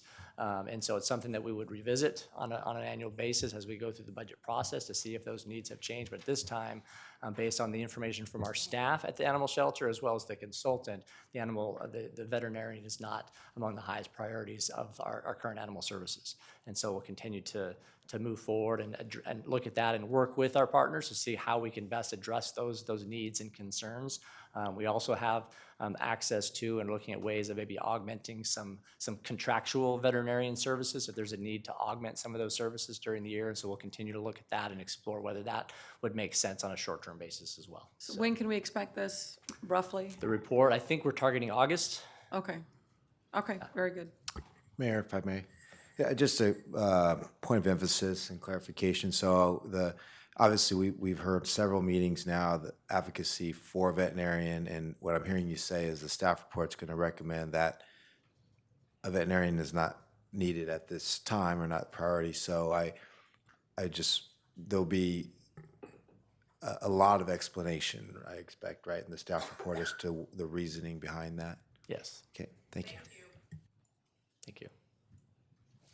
Okay. I'll continue with my report. Lots of things happening in the city of Elk Grove, a lot of community events coming up. I'll mention a few. Fridays in the Grove series returns to the preserve this coming Friday, June 16th, with the return of Wagon Walk, which is a popular event from previous years, 6 to 8 p.m. It's a pet-friendly event, features group walks, a bone bar, and exhibitors like our animal services team, among others. It's a free event, so all ages are welcome. Please come out with your pets. We also have our Regional Safety Day coming on Saturday. Elk Grove Police Department and the Cosumnes Fire Department are teaming up with other emergency responders from the region to host the 8th Annual Regional Safety Day. It's this Saturday, June 17th from 9 a.m. to 2 p.m. at Elk Grove Park. Look for fly-ins from local helicopters as well, so it should be a great time learning about the important work that our first responders do. Barbecue in the Beat is back. Summertime is here, and that means the police department's tastiest event series is coming back. Barbecue in the Beat will offer games, free barbecue lunch, and displays of special PD vehicles and equipment. Cosumnes Fire Department will also have a fire engine on site. The first Barbecue in the Beat event is June 24th from 11 to 2 p.m. at Johnson Park. For more information and additional events throughout the summer, visit the police department's social media channels. Unfortunately, the farmer's market in Old Town is coming to an end due to a shortage of growers, vendors, and guests. Prompted an early end, the last day will be coming up on Sunday, June 25th. We're in the process of exploring other programming opportunities and gatherings at Old Town Plaza, but in the meantime, we invite members of our community to continue attending the Food Truck Mania events on the first Wednesdays of every month at the Old Town Plaza, the Americana Vintage Markets on the second Saturday of each month, and our free Fridays in the Grove events on the first Fridays of the month at Old Town Plaza. In February 21, the City Council directed staff to prepare revisions to the city's general plan and zoning regulations to implement the Camera Road Urban Design Study, which re-envisions the Camera Road corridor from State Route 99 to the future Bighorn Boulevard as an opportunity for mixed-use, walkable urban development. The city has released the general plan amendments to support those changes along with the draft subsequent environmental impact report. Comments in the draft SEIR are being accepted through July 17th. Public can view these materials on the city's website. We'll be holding a public meeting on or about Wednesday, July 12th at 6 p.m. in the City Council chambers here, and we'll be receiving comments on the draft EIR at that time. Just wanted to note that we do have 4 openings this year for our Youth Commission. So if you know great student leaders out there in our community, please encourage them to apply. The deadline for that is Wednesday, July 19th. And finally, Elk Grove Arts Commission is seeking an artist or team of artists to paint a mural on the Bond Road Bridge near Elk Grove Florin Road and Trout Way. This is a commissioned public art project open to any Sacramento County resident. Proposals must be submitted by Friday, July 28th. Information about this opportunity is on our website. And that concludes my report. Happy to answer any questions the council might have. All right, thank you for that update. Any questions or comments? Looking to the right, none. Looking to the left, thank you for that excellent report. All right, moving on to our consent items. I thought I saw someone signed up. Must be Mr. Graham. Were you signed up for consent? No. Okay. I'm not displaying anything for consent. We have some for future items as we Okay, get into very our good. public hearings and regular items. Madam Mayor, I'll move consent. Second. All those in favor, please say aye. Aye. Thank you. All right, next item, item 8.1.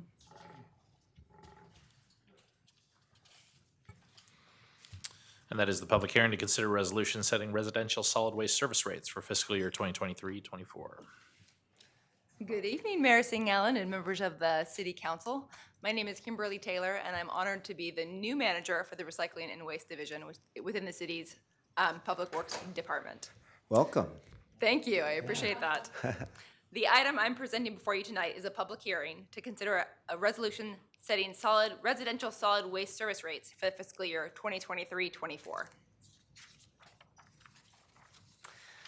Residential solid. Just to interrupt, yes. Ms. Taylor, if you do want to move the slides along, you just pull out the tray that's there, and then Thank the arrows you. will be down on the lower right. So I appreciate that. you'll know the material much better than I will, so I'd be guessing. Perfect. Residential solid waste services in the city of Elk Grove are provided through Republic Services, whose municipal sales manager, Anna Rulon, presented you with their annual update earlier in this council session. Republic Services is entitled to an annual adjustment to their rate in accordance with the current franchise agreement, an adjustment that is based on changes to the Consumer Price Index. An increase in the CPI reflects costs for solid waste services related to labor, fuel, landfill fees, and regulatory fees, among other expenses.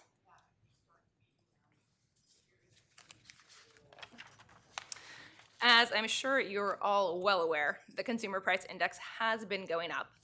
The U.S. Bureau of Labor Statistics reported that over the last 12 months, the CPI increased 6.4%. The city's contract with Republic Services, however, states that the annual adjustment be capped at 3%, which is the rate staff are proposing in this public hearing, that 3% rate. Now, as you can see from the table on the screen, most residents in Elk Grove have a 64-gallon roll cart for their service, and a 3% rate increase for them would equal 90 cents per month in fiscal year 2023-24. You can see on the table also there's information about the 32-gallon roll cart and the 96-gallon roll cart as well. We're proposing that each of those levels goes up by a 3% increase. While the contract rate is proposed to be increased by 3% to align with the increase in the CPI and the city's agreement with Republic Services, it's worth noting that the city admin fee is not proposed to increase for fiscal year 2023-24. You can see when you look at the table of fiscal year 2022-23 on the top, and then compared to the proposed solid rates for 23-24, that city administrative fee stays the same at $3.53 for all rural cart sizes. The proposed 3% rate increase keeps the city of Elk Grove well below the average solid waste rate in the region as well. It's very small type, but you can see the city of Elk Grove is the third bar over, and the rate that we're proposing with this rate increase would be $34.44 per month, and the average rate in the region for cities is $40.81. That's that red bar going across. So you still see that our rates are well below the regional average with this increase, with this proposed increase, excuse me. Now, as a public hearing, under Proposition 218, fees for refuse collection services must be noticed no less than 45 days of the posted hearing date of June 14th, 2023. Staff prepared and mailed 55,202 notices to all residential solid waste service property owners and bill receivers during the last 2 weeks of April, during the last week of April 2023. 2 public hearing notices were published in the local newspaper as well. For a majority protest to exist, protests must equal at least 50% plus 1 of the affected parcels. And you'll see that as of today, the city has received 72 letters of protest, which does not qualify as a majority protest. These images show the mailer that was sent out to that 54,202 residential solid waste service property owners, and bill receivers. And so hopefully all of you received one of these in the mail as well. In terms of fiscal impact to the city, the proposed rate increase for fiscal year 2023-24, if approved, will cover inflationary increase in the cost to provide service. The franchise fee portion of the rate is paid directly to the city and will not increase or change. No change to the administrative fee revenue will occur, and no impact on the solid waste fund. And so in conclusion, staff recommends the City Council adopt a resolution setting residential solid waste service rates for fiscal year 2023-24, this is rate year 20, effective July 1st, and I apologize for the typo, it's 2024. And thank you, and let me know if you have any questions. All right, thank you for that presentation.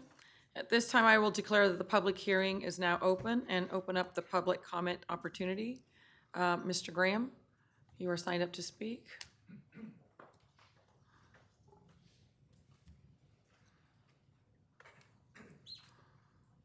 Good evening, Mayor and Council. This time will be a lot easier. I'm taking my water bottle back.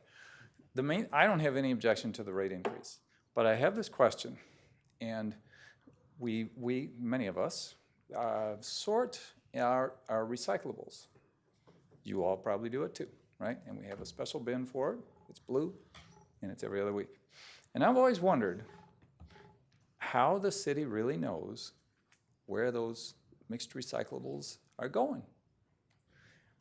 There's a possibility. I want the council to please acknowledge the possibility that some of those mixed recyclables are ending up in the landfill with the trash. There is a lot of money to be made by this, a lot of money to be saved by this. I'm not making any accusations, I'm stating the possibility. And I'm asking the question, which of course, and if it were to happen, it would defeat your efforts as a city and our efforts as responsible residents who are sorting our trash to reduce the waste stream, etc. It would undermine the whole thing. And so I am trying to find out, and this, again, the Brown Act, section 54954.2, little a3, specifically authorizes the council, actually, even if it were not on the agenda, but since it's on the agenda, you know you're authorized to respond, or direct staff to respond. How do we know that the mixed recyclables are going to where they're supposed to go, as opposed to the landfill? Is there monitoring by the city? Is there monitoring by the county? Is there monitoring by the state? The Public Services representative mentioned that they have, I forget the term that she used, but like an auditor. They have an auditor. Does the city have an auditor to audit where those mixed recyclables are going? Does the county have the auditor? Does the state have the auditor? I don't know. Do we know? I would like to know. All right, thank you very much. Thank you. I don't see anybody else signed up to speak, so I'll close the public comment opportunity and declare that the public hearing is now closed. Council comments, questions? I'll start to the left here. No comments. I'm happy to move the item.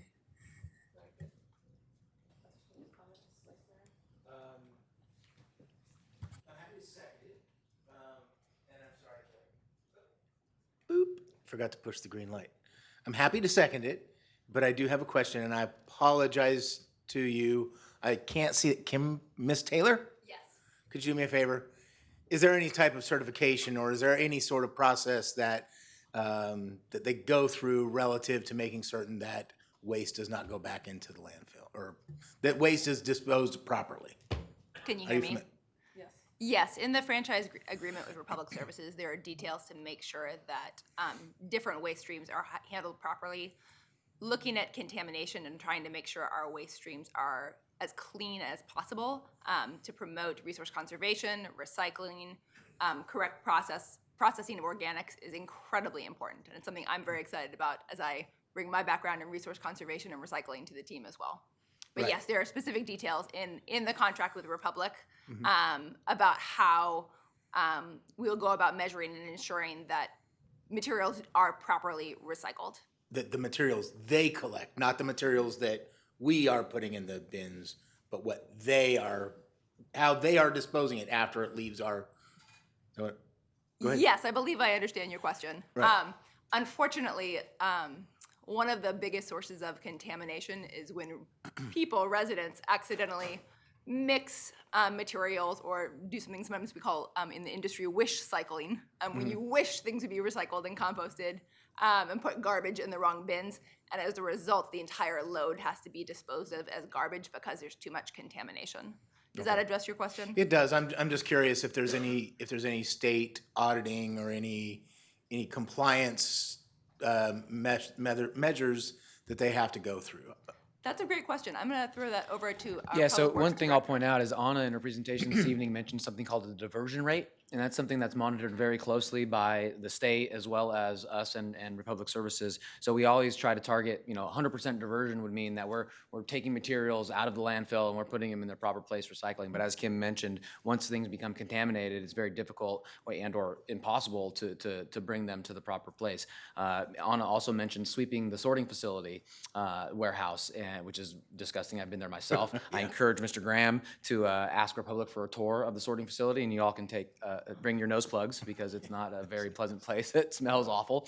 But you can see that they have large sorting equipment on the floor, and they do their best to really sort the material and put it in its proper location. But it is a very difficult job, and diversion rates in Elk Grove have historically been high, which means that we do a great job of not only auditing the trash bins. Anna mentioned a new auditor and an auditing program for the organics. That's already been in place for the recycling bin for several years here in Elk Grove. So it's something that we make an effort to do and is monitored by the state. Okay, so not only have we levied contractual requirements against them to be certain that they are disposing of it properly, but they are also being audited by the state? I can't say for certain if they have direct audits, but I believe they are, and maybe staff can attest to that as well. Yes, as far as I know, CalRecycle would be overseeing all the landfills in California Okay, and making all right, sure they meet state requirements. perfect, thank you. So what I'm hearing is there's a check and balance of auditing the auditors, essentially. Thank you. Any other questions or comments to the right? Yes. So as we do the check and balance, do we have any true metrics that really tell us how much is being recycled out of the clean, meaning cardboard and plastics and aluminum, compared to how much of the organic waste and green clippings that are being collected? Because I know very few people pay attention to it, but for those who do, they want to make sure that California, but more specifically their community, their local community, is being responsive in answering the charge of creating a more green behaviors and having a more clean environment. So with that? I mean, do we have any metrics that show, not only from a state level from Cal Recycle, but even as it filters down? And it's probably too macro, or micro, but I'm wondering, do we have anything that shows anything on a local level of how much we have? Because I know doing the tour of the Republic Services plant a year ago, you got a chance to see how they separated the trash that was inside the regular trash trucks, and then you have the recycled, then you have the green waste. And the green waste is separated into a whole different pile that is to be used for compost and everything else, but everything that is covered by the green, but by the little plastic bags that have the food waste, there's people on hand to try and separate that or open those up so they go towards the compost. And so that's why I'm asking this question. Do we have metrics? What do those metrics look like? And how does that measure up to if we're moving towards doing everything in the right direction, or are we still having to make progress in going in the right direction? So the answer to your question is yes, there are metrics. We don't have those numbers off the top of our head here, but we'd be happy to put something together and maybe distribute some information to the council. That'd be great. We'd be getting that from Republic Services as well as our own records. And the answer to the other question is yes, there's still room for improvement. Yes, no, definitely. And that was one of the things that in doing the tour with Anna a year ago, that was the one important thing that really stuck out. There's always room for improvement because, as I said, human behavior, we want to control it as much, but we can't really legislate it or regulate it. It just really comes down to our own discipline on how we put things in these separate receptacles in promoting more cleaner, greener behaviors. But this is good stuff. Thank you. Questions or comments? Yeah, Kimberly, welcome to Elk Grove, and thank you for the presentation. Looking forward to kind of reading a little bit more on the presentation that will be presented later down, so thank you. All right, thank you, council. We do have a motion from our vice mayor. Can I get a second? I already seconded. Oh, you did the motion, okay. All right, all those in favor, please say aye. Aye. Very good. Next item, item 8.2. That'll be the public hearing to consider a resolution adopting the budget for fiscal year 2023-24 and capital improvement program for those years as well, and following years, and setting the annual appropriations limit, adopting the investment policy, and adopting a updated citywide salary schedule.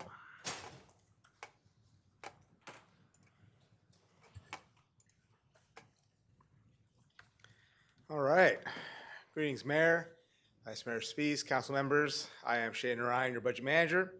So before we start, I just want to thank city staff, including the finance department and the public affairs team, for their efforts in helping to prepare, publish, and promote the proposed budget before you. Each year, the budget is a collaborative, massively collaborative, and coordinated effort that wouldn't be possible without the teamwork of city staff. So, just want to look at an agenda briefly here. I'm going to start out with talking about some public outreach efforts that staff has done to promote tonight's public hearing item, and then also some changes to the proposed budget since the last council meeting, and a couple of brief slides on the capital improvement program, since that's also before you to adopt tonight as well.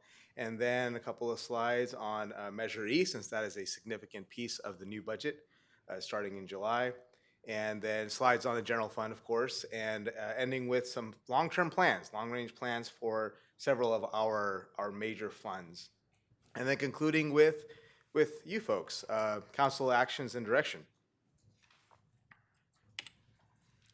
So for outreach efforts, on Monday, there were a couple of emails sent out. So in a weekly week-at-a-glance e-blast that went out to over 1,700 folks, included information about tonight's public hearing.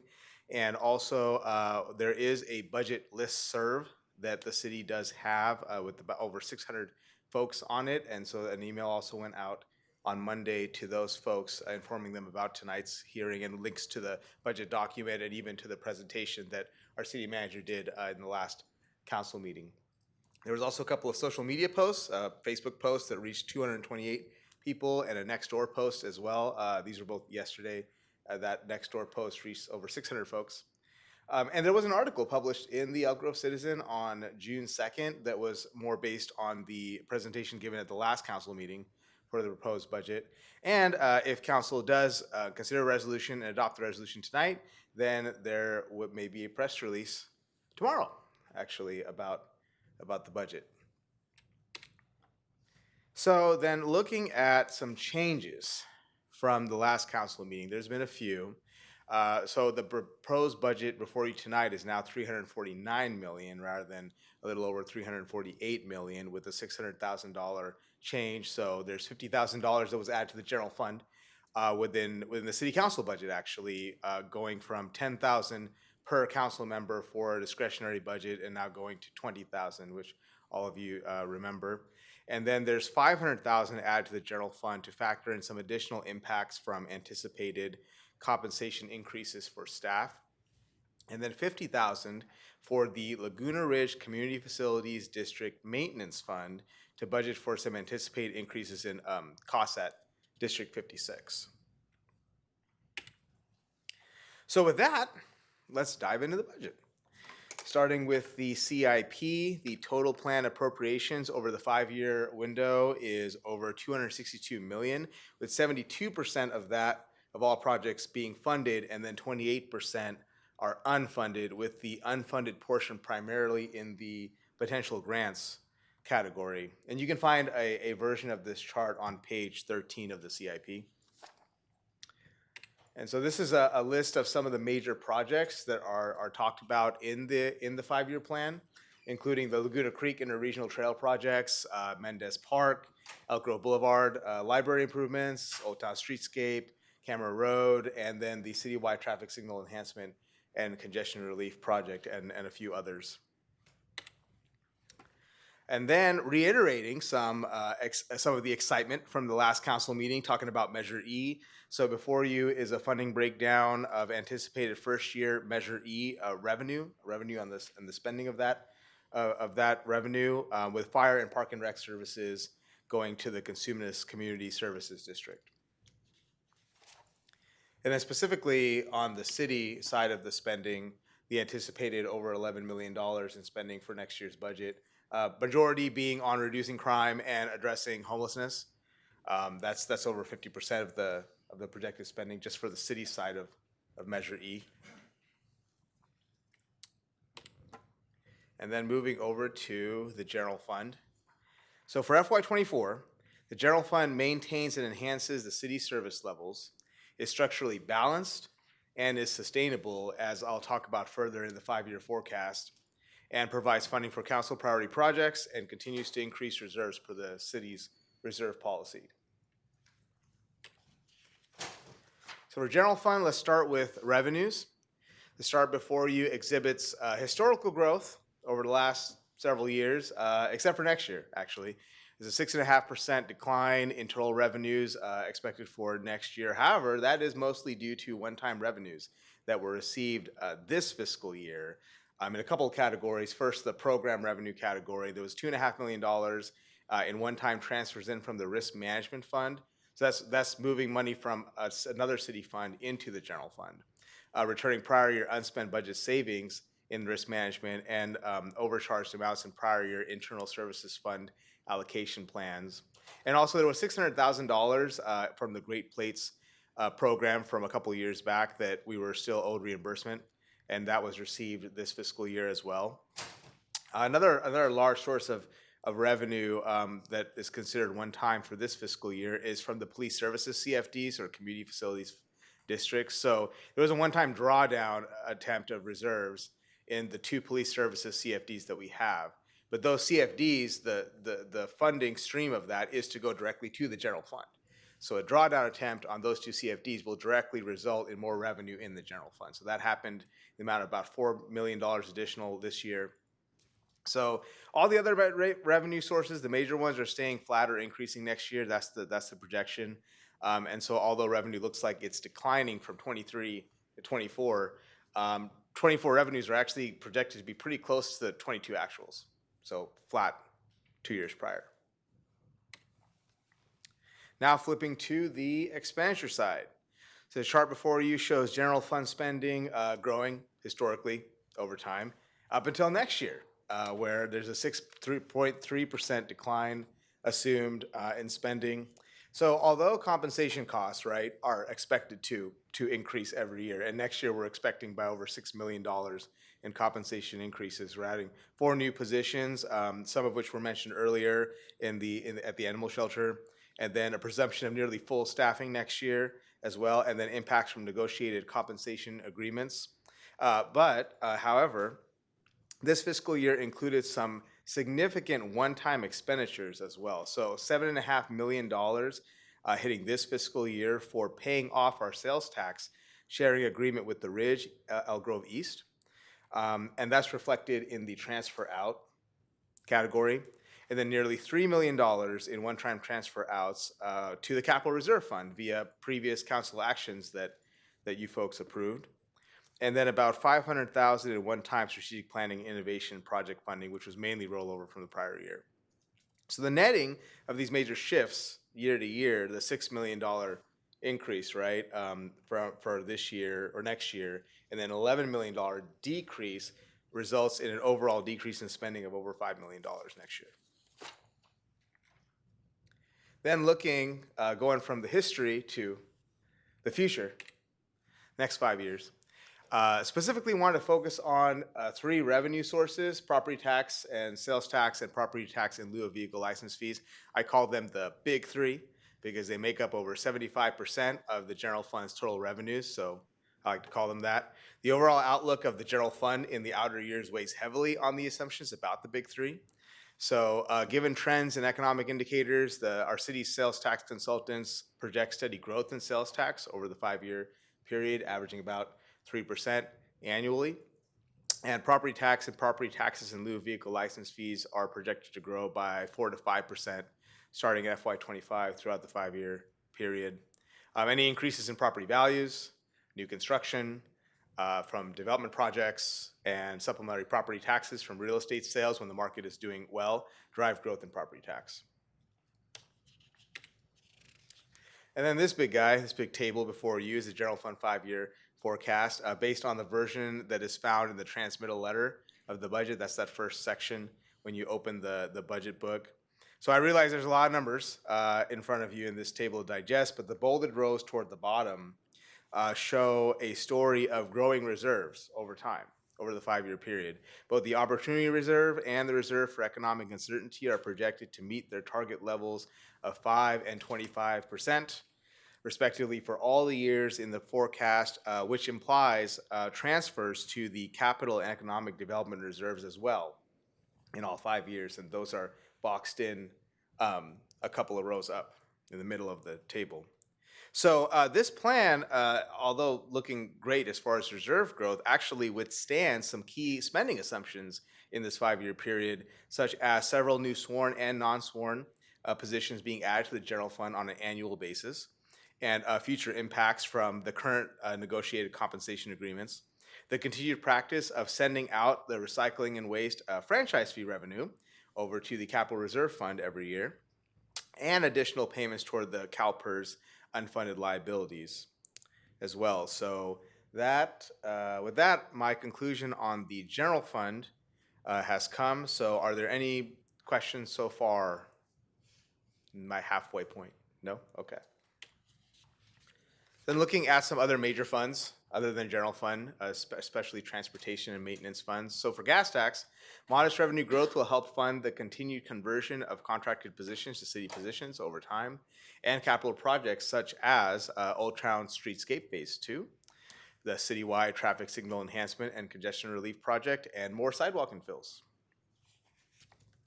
Looking at SB1, local streets and roads, steady revenue growth will help fund capital projects such as the second eastbound left turn lane on Elk Grove Boulevard at Auto Center Drive, and more slurry sealing, resurfacing, and pavement rehab of city streets. We got Measure A, maintenance part of Measure A. Modest revenue growth will help fund projects such as Sheldon and Bradsaw roundabout improvements, Elk Grove Creek Trail Gap closure, and citywide traffic signal enhancement, congestion relief, so more funding toward that project, and then also more slurry sealing and resurfacing of city streets. So plenty of money going toward pavement between those funds. And so then looking at this CFD 2005-1 maintenance services, which aka Laguna Ridge Maintenance Services Fund. So the levy assessed on properties within this CFD was held at 70% of the maximum allowable amount for plenty of years, subject only to an annual cost of living increase. Now that most of the area's amenities have been built out and are in operation, expenses are now starting to outpace revenues. So levies is assumed to increase by 5% annually until it reaches the maximum tax in FY28, which was also explained at the previous council meeting when the levies for FY24 were adopted. So significant annual expenditure growth, right, is assumed in this forecast, including the expenditures for our newer parks that have come online recently. So staff is working with the CSD to pursue cost-saving measures to find ways to decrease this deficit moving forward. And then concluding with a couple of enterprise funds, starting with drainage. Modest revenue growth will help sustain a positive fund balance in outer years, especially when next year you're seeing a big drawdown, but that's majority of carrying over and rolling over projects from prior year into next year, such as the Laguna Creek and White House Creek multifunctional corridor project, Bond Road storm drain improvements, phase 2 of pump station improvements, and the Southeast Industrial Area storm drain improvements finishing up as well. And then we just talked about recycling waste in the last item, so perfect timing. So the fund balance in the fund is projected to increase fairly significantly over time. But as was mentioned in the previous item, adopting the rate increase, that the admin fee revenues is staying flat. So that's not a driver of the revenue growth that I'm showing in front of you. Actually, one of the reasons why the fund balance is going to be increasing over time was accelerated by the payoff of the 2010 bonds for the Special Waste Collection Center back in July of 2021. So no more debt service payments. This fund had debt service payments for years, about a decade or so for that bond. So staff is developing options and will be working with Kim to figure out options of how to best utilize the fund balance. And also in addition to the organics recycling costs, which have come online in this fund, the forecast also includes expenses on the new state mandated edible food waste program, the implementation of which is planned for calendar year 2024. So that concludes the core part of my presentation, and I'd like to turn the agenda item over to council for any comments, questions, and to ask to conduct the public hearing and consider the resolution. Thank you for your presentation. At this time, I will declare the public hearing is now open and open up the public comment opportunity. I do not see anybody sign up to speak on this item, so I'll close the public comment opportunity and declare the public hearing is now closed and open it up for council comments. I'll start to the right. Councilmember Robles. Thank you so much for the presentation. It's very thorough, and thank you to staff who's been working on this nonstop. I like to see that we're definitely in a good position, and definitely that we're adding on to the budget, and it doesn't seem like we're adding on to the budget for new positions. Also, like to see that we are not using the Measure E funds. It's a separate pot of money. So definitely good to see that and having that transparency so that community members understand that we're using this for specifics and what it is that was needed and what the intent was. So thank you for that. As of right now, not too many questions that I have, but as something continues to come up, I'll definitely be asking. So thank you. Councilmember Brewer. Great overall work, Shay, and thank you to the finance team for putting this together. One of the things that we look at as a team when we look at these capital improvement plans are what does our outlook looks like from year to year, especially in the context of as funds aren't there in the state, whether it be through the state budget, based on forecasting of revenues from income taxes and sales taxes. It plays a big factor in how we conservatively forecast how much we're going to use and what we're going to use. But thank goodness this 5-year SIP capital improvement plan provides the funding on what we're going to be using it for. There's a number of really good projects and infrastructure projects that we see in here, especially for the library, for the police department, all of our parks and trailways. There's a lot of different uses for the funds, but to know how they're all being used in very different ways. And we have, and granted, we have our agreement money through Wilton Rancheria. We have the Measure E funds that helps get us through these rough patches. And the thing I love about a capital improvement plan that forecasts over a 5-10 year window, we give ourselves the flexibility to readjust. And that's where I really appreciate the work that is being done here. And part of that visioning session that we had earlier this year and seeing what programs we would like to see, which ones are already in the queue, they're all reflected in here. And it really provides a good roadmap for where we're going into for next year.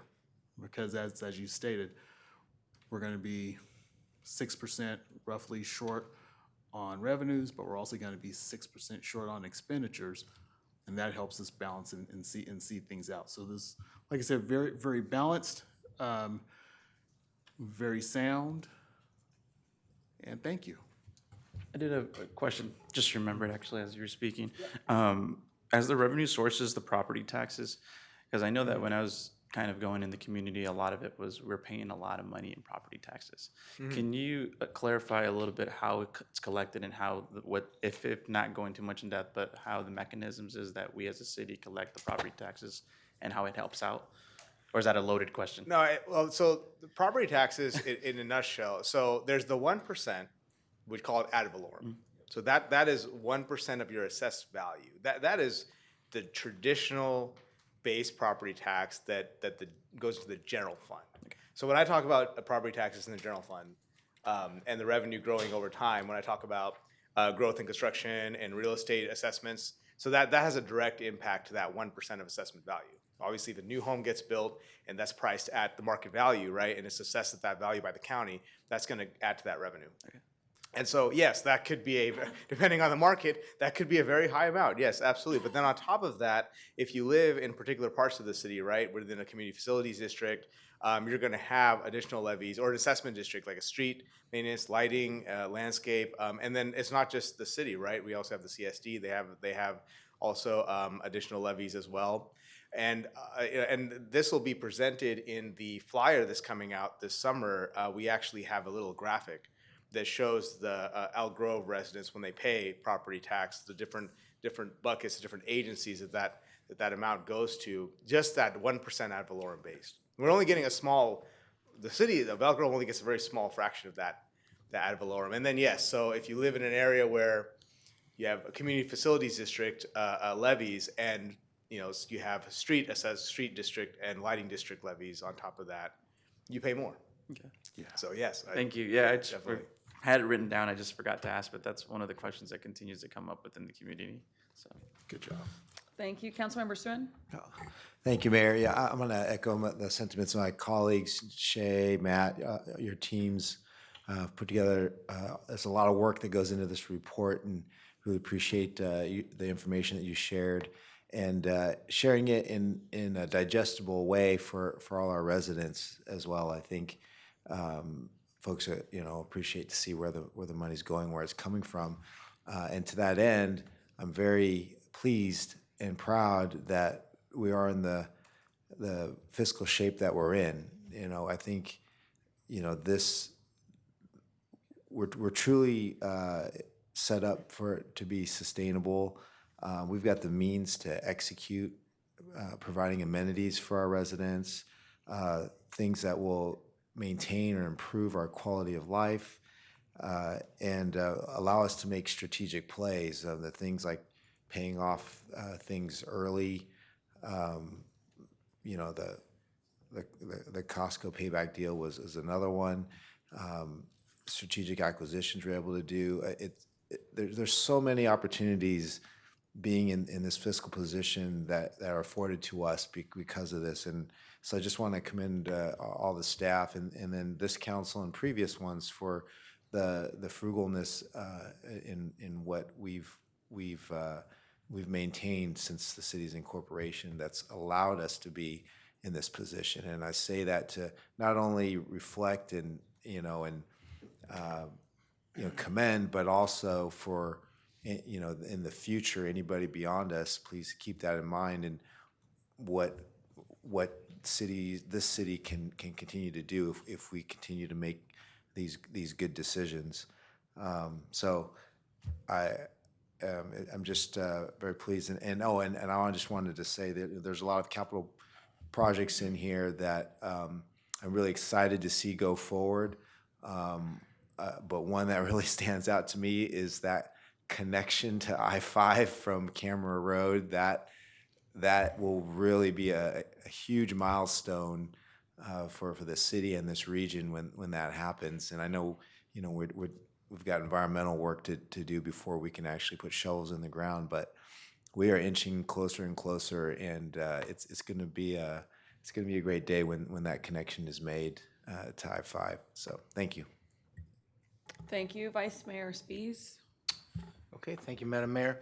Again, I'd like to align myself with the rest of the council, Shay, Matt, and it's no exaggeration that the whole budget and the capital improvement plan take a lot of people whose names cannot be mentioned tonight simply because we'd be here for a lot longer. But it is truly a big team effort, and this is I guess if you've ever had the fun of putting together a budget or something like this, this is being at the 1 yard, and you want to get it pushed across. So, I mean, this is a big deal for folks tonight. So I want to thank you for that time that you put in. So given that the Elk Grove Citizen has about 10,000 people in circulation, or 10,000 circulation, I should say. So there's about 13,000 opportunities for folks to learn about what our budget was this year. And I want to thank staff for that. I think that's great. We should be getting that information out. Out of curiosity, did we get any responses back relative to we got it right, we got it wrong? Anything else? From the From the general public. There's 12. I mean, there was Facebook, and there was Nextdoor, and there was Elk Grove Citizen, and there was many. So I'm asking out of the. This is one of those years, unlike others, where there was no Public Records Act requests or any emails that I got directly asking for questions about anything that's in the annual budget publication, unlike in past years. So not to my knowledge, and I'll also refer. Kristen's shaking her head no, so No? there you Okay. All right. Well, very good. I want to be certain that we were sensitive to those. So, $262 million in the capital improvement plan. That's fantastic. There's going to be a lot of visible improvements in the Elk Grove cityscape over the next few years. Two of them that are very interesting to me. One that was brought up last time was the library, right? The library is going to be exciting for folks, particularly out in the east area of Elk Grove. The other one being the citywide traffic signal enhancement and congestion relief. Can we find a really good acronym for that? Something or some sort of nickname for it? That would be awesome. Congestion relief. Yeah, congestion relief. I don't know what it is, CWTS and ER or something like that. But I think that's great, and that's one of the things that I think a lot of people are looking for, and I'm really glad to see that we're focusing on that effort. Out of curiosity, I didn't see it in the slides. It was probably there, but I missed it. Revenue neutrality is something that previous councils have spoken about for many years before. So when does the revenue neutrality end and we get our full? FY26, we get to keep all our money. FY26. All right. Okay. All 5.7 cents. Ooh, hey, 5.7 cents. A small sliver of that total pie. All right. It all adds up, though. The other thing that I'm very happy about, and I think we'll be talking about at least one of the items tonight. I think that the expenditures that we are planning relative to Measure E are very in line with voter expectations. And that is very important to me. I think that we've prioritized that right. We've talked about that over several times in city council. in retreat, in public outreach.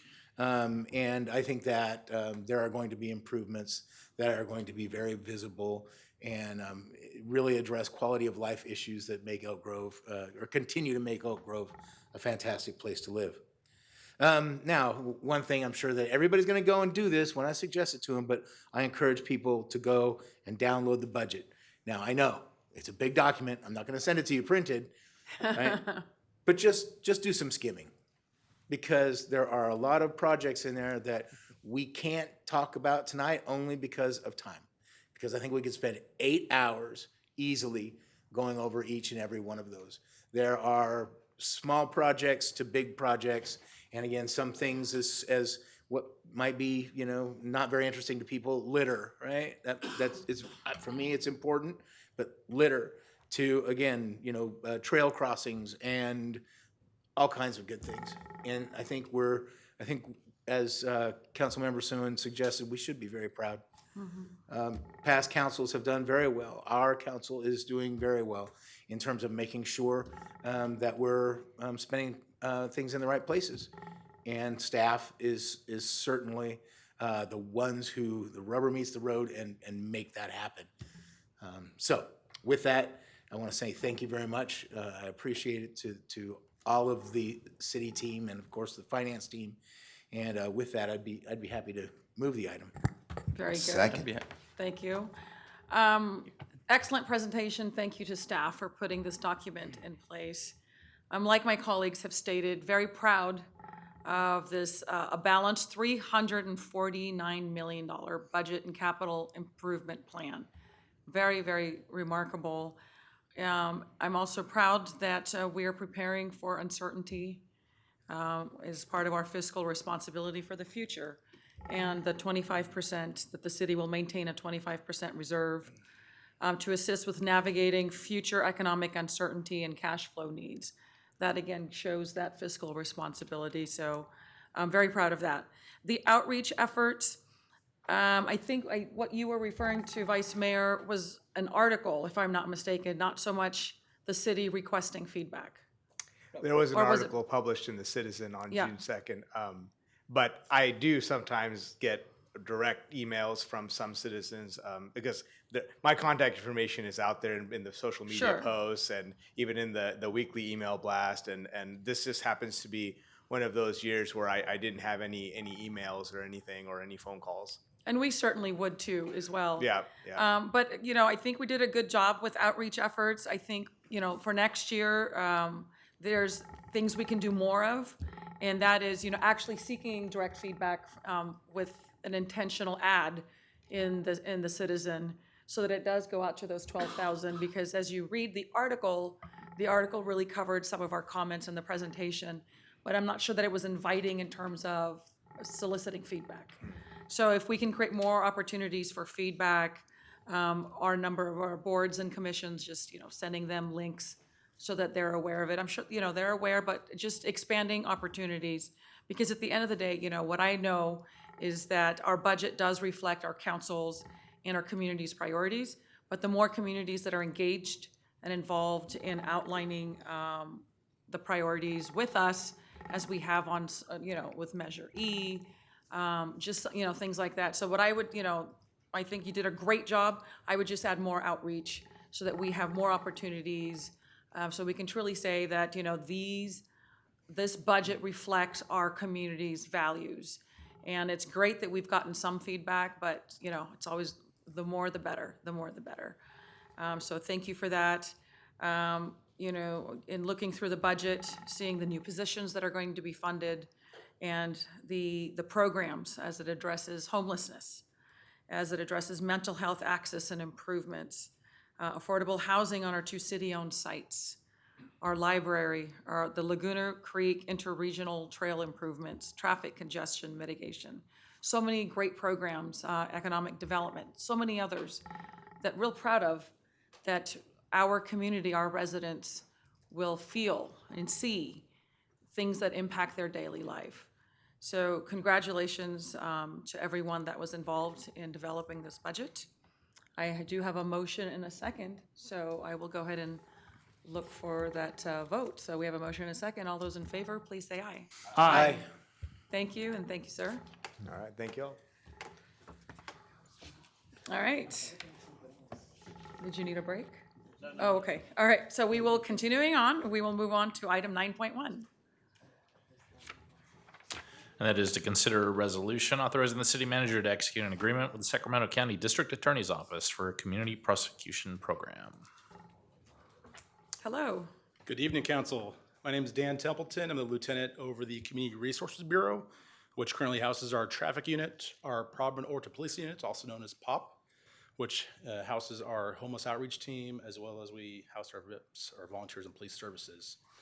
I do want to recognize in the room, we have Sacramento County elected District Attorney Tin Ho seated with us. So afterwards, if there are questions about this community prosecutor program I'm about to present, him or I would be happy to answer questions. So the community prosecutor program is offered by the Sacramento County District Attorneys as a partnership and collaboration with their office, our city attorney, and Elk Grove Police Department. This program would assign a full-time district attorney to the city of Elk Grove to work with our police department. This community prosecutor would be in addition to the services already provided by the DA.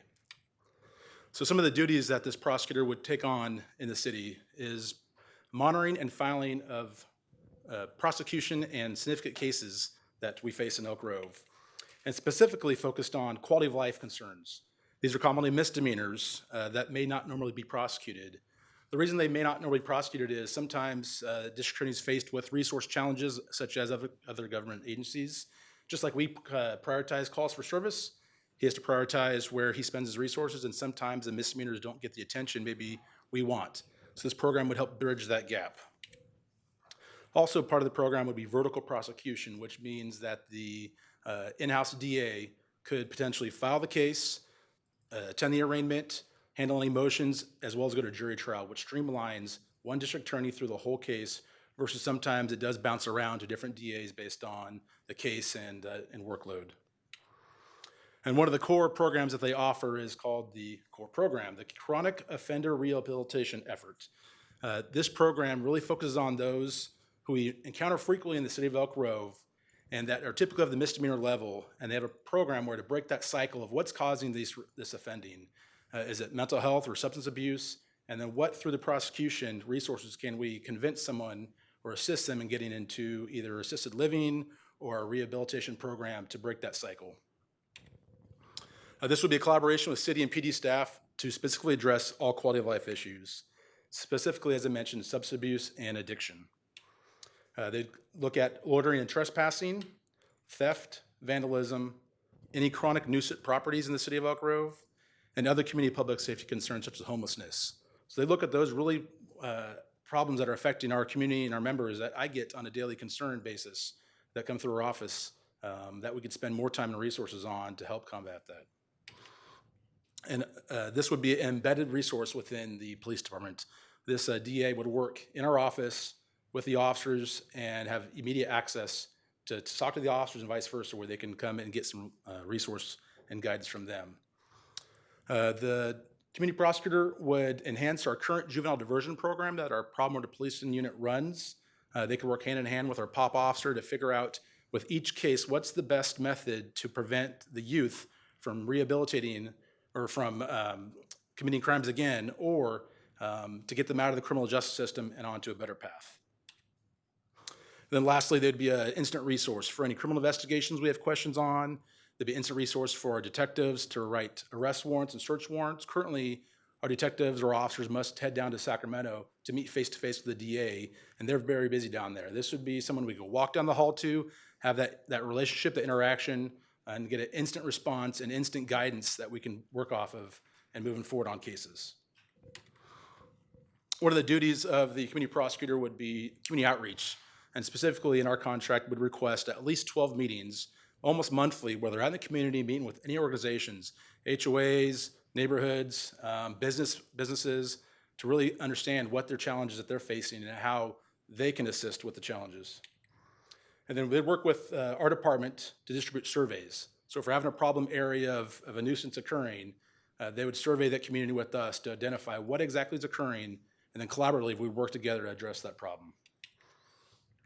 They offer community education assistance, such as victim witness assistance, versus our community members having to go down to Sacramento. They'd be a resource here in the city.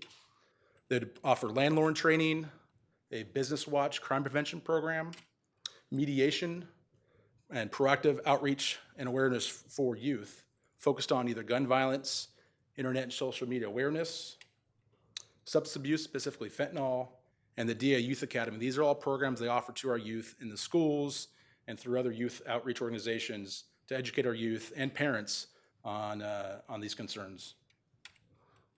And then lastly, the prosecutor would prepare an annual report summarizing all the work they did within that year that we could present to the community. So the funding sources we've identified for a potential 3-year agreement, the first year would be utilizing the Wilton Rancheria Casino funds.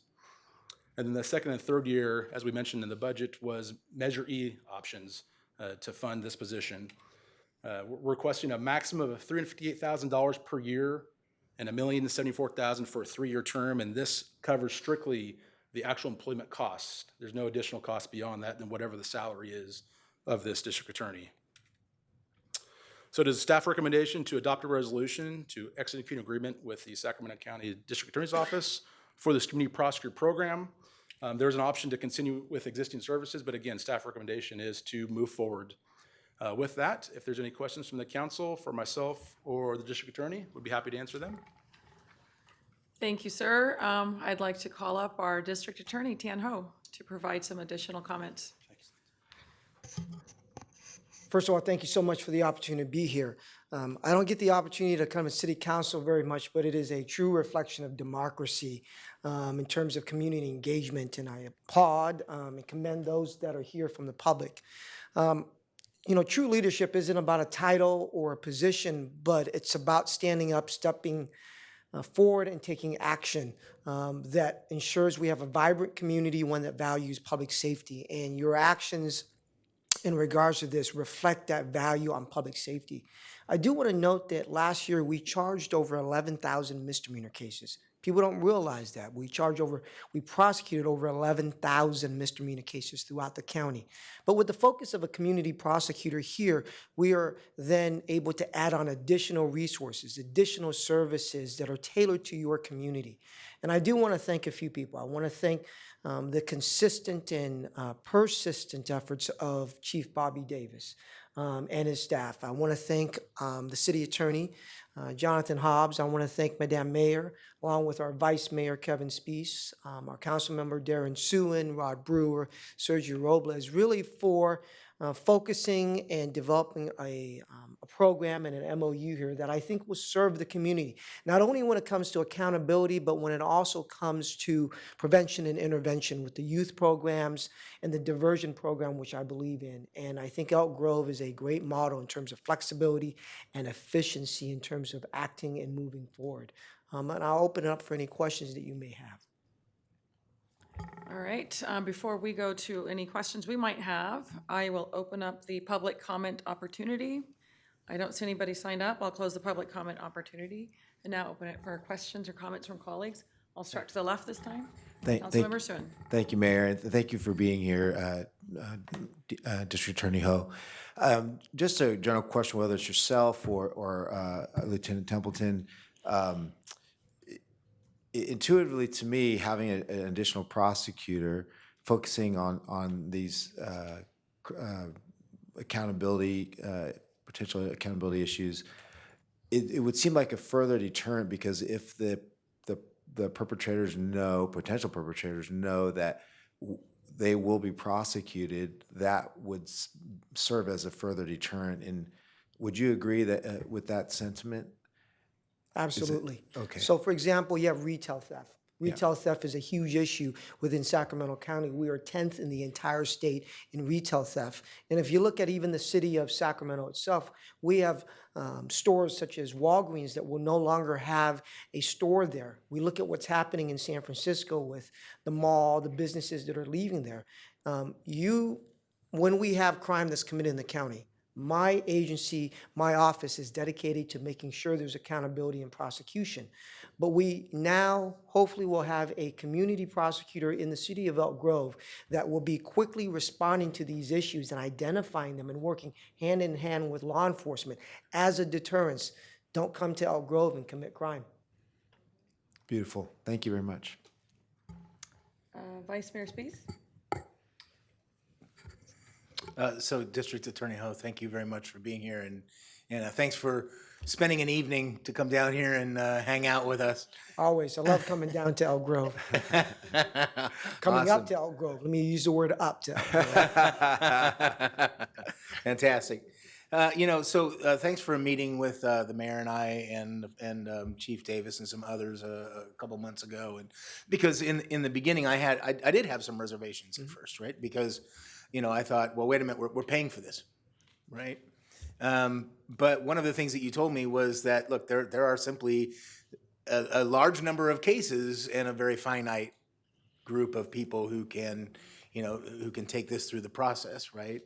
And so it really comes down to those quality of life issues that become a priority for us. So thank you for helping me understand that. And I think one of the things that we talked about there is, we have every so often, about once a year or two, we get a spate of sideshows that happen at a local grocery store. Let's just leave it at that. And this was brought up as one of those examples of how the district attorney's office or the community prosecutor program can help. Can you explain a little bit about that? How theoretically, because I don't want to poke at anybody, but can you explain how that would provide assistance in abating that issue? Absolutely. So last year we charged approximately 12,000 felony cases in Sacramento County and 11,200 approximately misdemeanor cases. I have a staff of 175 attorneys. And with that, we are nonetheless spread thin.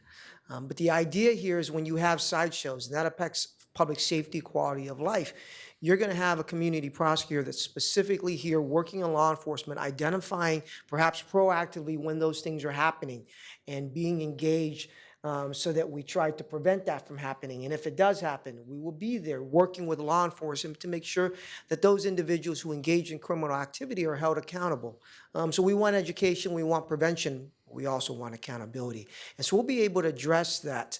And I'll give an example, at least in the core area downtown. I have a community prosecutor there that prosecutes and takes these taggers, these vandals that create a lot of damage there. And with that in mind and targeting that and working with a task force, we're able to identify them, prosecute them, and get restitution and get that paid off. And so in the same way, we can have that sort of focus here Elk Grove, because that attorney is focused on the cases that are happening in Elk Grove, not in Rancho Cordova, not in the city of Sacramento, not in South Sac, but in Elk Grove. Thank you very much. I appreciate it. As I mentioned earlier in the budget, this is one of those things, not this year, well, I guess it is in the budget, but it's from Wilton Rancheria, right? The Wilton Rancheria Fund. But Measure E in years 2 and 3 are potentially the sources for this. And I think this is an example of how the Measure E funds are getting put to very, very good use and getting spent in line with the voter expectation. So thank you very much for being here with us tonight. Thank you. Thank you. Councilmember Brewer. District Attorney Ho, thank you for being here tonight. I really appreciate the presentation that yourself and Lieutenant Templeton provided. I think this community prosecution program is sorely needed down here. We had talked about this in the past, and when you laid out your vision for this, it gave me goosebumps a couple of months ago, because I knew that not only was this needed, especially with the concentration of sideshows that we're seeing here, because they happen out in my neighborhood, just off of East Stockton Boulevard in Hampton Oak. We see a lot of other thefts, Walgreens, Nordstrom, Westfield malls. It's all connected. But to have someone here locally to work with our police to acutely address these issues as they come up, to break down the red tape, so to speak, from going all the way to downtown and having to fill out the paperwork. We have someone here who can work with us and directly take care of these issues as they happen, and that is so important.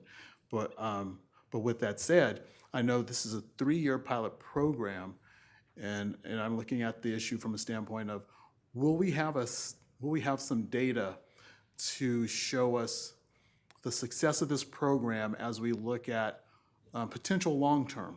Because as long as we have Measure E, as long as we have our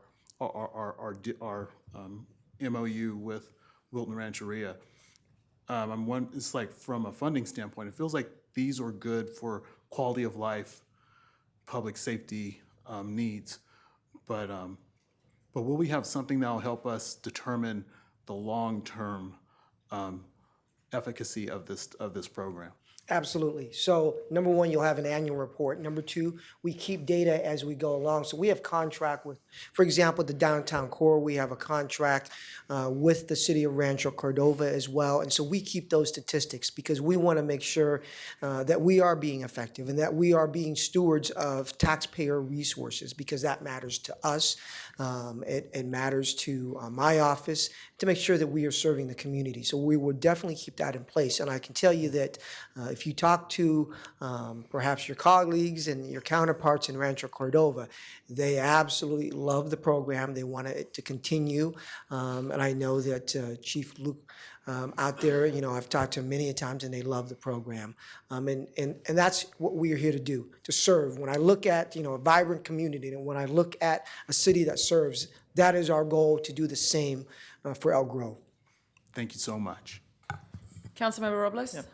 Thank you, Diego, for being here. Actually, that was going to be a question that I was going to ask was, is there surrounding cities that are doing this already? Sacramento, correct, and Rancho? So we have a specific contract only in the downtown of Sacramento, not in the other parts of Sacramento, which I have endeavored to try to expand. And we also have one with the city of Rancho Cordova. So when you're talking with the city, that's where we have it. And I can tell you that the downtown Sacramento partnership, they absolutely love working with our community prosecutor and Rancho as well. And so I think that we'll evaluate it on, after each year and at the end of the 3 years. But I believe that you and the community will come to really value this. And we look forward to working in partnership with the community and with you and our law enforcement. Are there other counties that are also doing this, or is it like exclusive for Sacramento? No, there are other counties. For example, Santa Clara has it. I have a friend of mine that runs that unit, and that is a community prosecutor. And there's a lot of, in terms of relationship building and also community building as well. For example, I grew up on the east side of San Jose, where there's a huge API and Latino population, and our community prosecutors oftentimes will reflect that community and work with that community, and they love it as well. It is, we are one of the pioneers of the program, but other offices do it as well. I'm actually excited to see this and kind of hear this. I like trying new things, especially for a city that's growing and a city that's trying to make commitment to our community. This is something that I'm pretty excited about. I think you said prevention and intervention, and that's something that, it's good if we start at a young age and definitely are able to prevent some stuff from occurring in the future. Absolutely. LT Templeton, thank you so much for the presentation. I do appreciate it, so thank you. Thank you. Great presentation. Thank you to our district attorney for being here this evening. We've been talking about doing something like this, it seems like maybe over 10 years. There's been discussions, but we're finally at this critical moment in time. So I'm very proud that we're finally here. And public safety is a top priority for our residents, and poll after poll showcases that.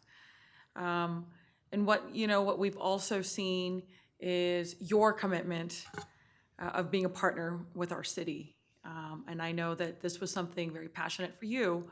And as soon as you were sworn in, it was no less than a few weeks that we set up those meetings and began those conversations to get to this important place. What I'm most excited about is the focus on youth and restorative justice. That is such a critical component, and the partnership that we can have with the school district and those opportunities that that will present themselves as this partnership and collaboration begins. That's where we'll have such tremendous impact. So I'm very excited about what we will accomplish there. The ability to streamline cases here in our community, by our community, that's quite impressive and important work that we can actually track and follow. So those, again, are quality of life issues, but it also reinforces the values and priorities that our residents have put forth, like I said, in survey after survey. And this will only enhance our public safety commitment to our community. So thank you for being here, and thank you for being a champion for this. Thank you to Chief Davis and everyone in developing this program. I'm very passionate about it, and I'm looking forward to seeing how this unfolds in the coming 3 years, and becoming not only a partner, but even with our other organizations as part of that community outreach that we know will happen with the school district, with the CSD, and again, bringing this all together. So thank you for that. So with that, seeing no other questions, did you have a follow-up? I was going to move to. Okay, so I will look for a motion in a second. So I see a motion here by Councilmember Robles. Second. And a second from Councilmember Suen. All those in favor, please say aye. Aye. Thank you, and congratulations, everyone. Yeah. Great, great work. All right. Thank you. Thank you for being here. Safe travels back up the hill. Item 9.2. Let's receive a presentation on historic downtown Elk Grove marketing campaign. I'm gonna fix these. I feel like they need to be, if you touch these, her radar goes off and an alarm bell flashes. I don't know how this item ended up on the agenda after the importance of that item. I apologize. This is a modest little thing. I'm Daryl Doan. I'm the city's Economic Development Director. Thank you for having me this evening. I'm joined by Kristen Lawrence, our Public Affairs Manager, Lupe Murieta, who's still here, our Graphic and Multimedia Program Manager, and also Aaron Val, the Executive Director of our Tourism Bureau. So this item is just to receive a presentation on a marketing campaign that we are planning for historic downtown Elk Grove, AKA Old Town. We've invested heavily in historic downtown Elk Grove. That does not roll off the tongue, so I'm just going to revert to Old Town, even though I don't like that. So we've invested heavily in Old Town over the last several years. We're starting to see the fruits of some of that labor. We bought property, we redeveloped it, we built roads, we built sidewalks, we added 200 parking spaces, we built a beautiful new plaza, we've put in streetscape improvements, and now we're starting to see the kind of investment that we were hoping we would see when Dust Bowl went in, and now Slow and Low. Those projects were really to be models for what property owners and tenants could do if they had a better vision of what Old Town could be. We've got some great old mainstay businesses down there like Brick House and Bob's, but now we have new ones like Dust Bowl and Slow and Low, and there are more coming, right? Hungry Pecker Brewery is going to reopen and be rebranded. You've got a concept called 31 Taps going in Old Town, and more. A younger crop of business owners and a younger crop of property owners. And so what this project is about, it's a marketing campaign that we hope to run for the next 6 months or so. We want to double down on that momentum and make sure that we are telling the story of Old Town and attracting visitation there. And so who better to do that than, this is your cue, Aaron, than Miss Aaron Val, our amazing, fabulous Executive Director of Visit Elk Grove, a partner in our economic development efforts. So I'm going to turn it over to her. Lucky for you. All right. I'll be back. Hi, Aaron. Hi, good evening. Thank you all for your time and for the opportunity to present this campaign and vision for historic Elk Grove. And here we go. To revitalize by casting a wide net in Elk Grove and surrounding communities to attract local visitors through various channels is one of the visions. We want to be recognized as one of the top districts in Elk Grove for eating, drinking, spending, shopping, socializing and entertaining. We're going to partner with and advocate for restaurants, shops, breweries, hopefully future wineries or distilleries and event producers down the road. Offer location for special event, outdoor events, special indoor occasions, casual or intimate, and shopping experiences. Hosting and or enhancing local events to develop a reputation as the place to be. Some of the objectives will include to continue to create in-market awareness, maximize marketing spend by precise demographic and geographic and behavioral placement advertising, local community involvement through special event partnerships like Fridays in the Grove, Country in the Plaza, and the Dickinson's Fair, and engage and entice and encourage locals and visitors to interact, share experiences its businesses and partners have created. The campaign will consist of marketing channels that will reach key demographics and geographic regions, which will include digital ad displays, marketing, remarketing, pay-per-click, keyword search marketing, website landing page management, social media ad marketing, and boost engagement. Also in-house public relations campaigns. Through storytelling, public relations, social media, we're going to build that brand awareness through display ads, email marketing, direct mailing, paid search. We're going to drive that interest and desire to visit Old Town, spend money, and have a great time. Some of the strategy and tactics will include target audiences and demographics, geographics, channel strategy, tactics, and the overall goal is to really increase visitation to historic district, increase business revenue, drive sales tax, and increase attendance at events. We want to build brand equity for historic Old Town. Some of the social landscape from social media will include Instagram, Facebook, and TikTok. And some of the social goals will be to continue to shape brand awareness while building loyalty, channel growth through Facebook and Instagram, and increase community engagement. Print and direct mail strategy will include direct mailing through some of the local and regional magazines, through some of the Homeowners Association mailers, and of course the City of Elk Grove newsletter. We plan to place print advertising through the Elk Grove Citizen, Ardent, and as well as Sacramento Magazine to hit that 20-mile radius. PR and branded collateral will include media submissions through Visit California, Gold Country Visitors Association, Visit Sacramento, and other media submission opportunities. We really want to work with the businesses, event producers, to brainstorm creative ways to storytell and generate ideas that will gain media exposure and earn media coverage.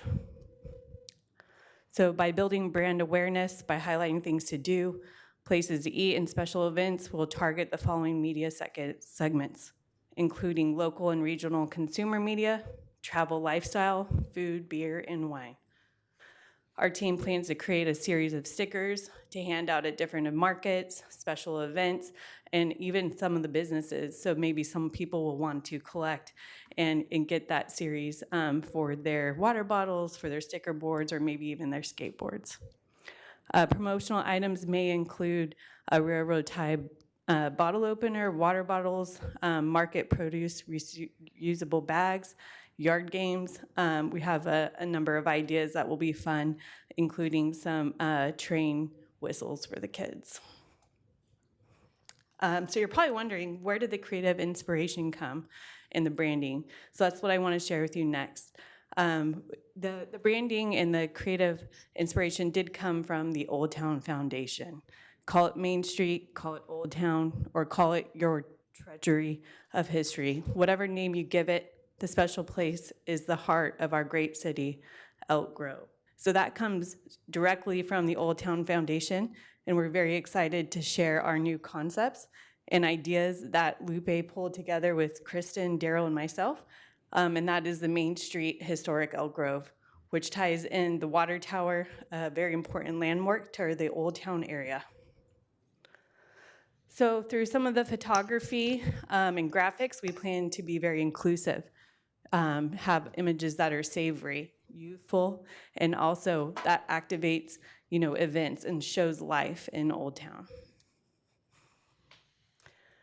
Honestly, there's a new vibe coming to the historic district of Elk Grove, a place to experience small town charm and big city amenities. So welcome to Main Street. Eat, drink, get social, and play local is going to be a lot of the taglines, which you'll see in Old Town and in all the messaging.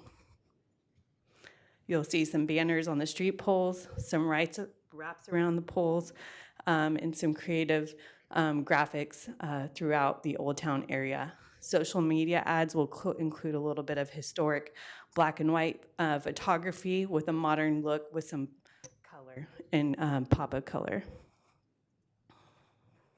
We plan to place some digital billboards with our partners at Sky River so that people exiting off of 99 can enjoy and learn more about historic Elk Grove through the big billboard there that we all see off of 99. Oop, and I skipped a slide. I don't know how you can go back. But we also have some lofty goals, whether they're short-term or long-term. Some of these here you might see. The water tower would be a long-term goal. Same with the Union Pacific wrap on the vinyl here along the railroad, and then the vinyl wrap on the building in Old Town as well that connects District 56 with Old Town, the community, and the neighbors. So, thank you. Wow. Thank you, Erin. So that is our presentation. We're available to take any direction or answer any questions you might have. Thank you, Daryl, and thank you, Erin. Before we get to any questions or comments, I'll open up the public comment opportunity.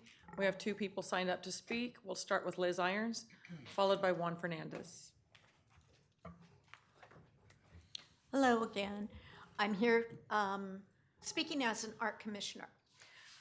I have been trying to get Union Pacific to work with us for over a year, at least.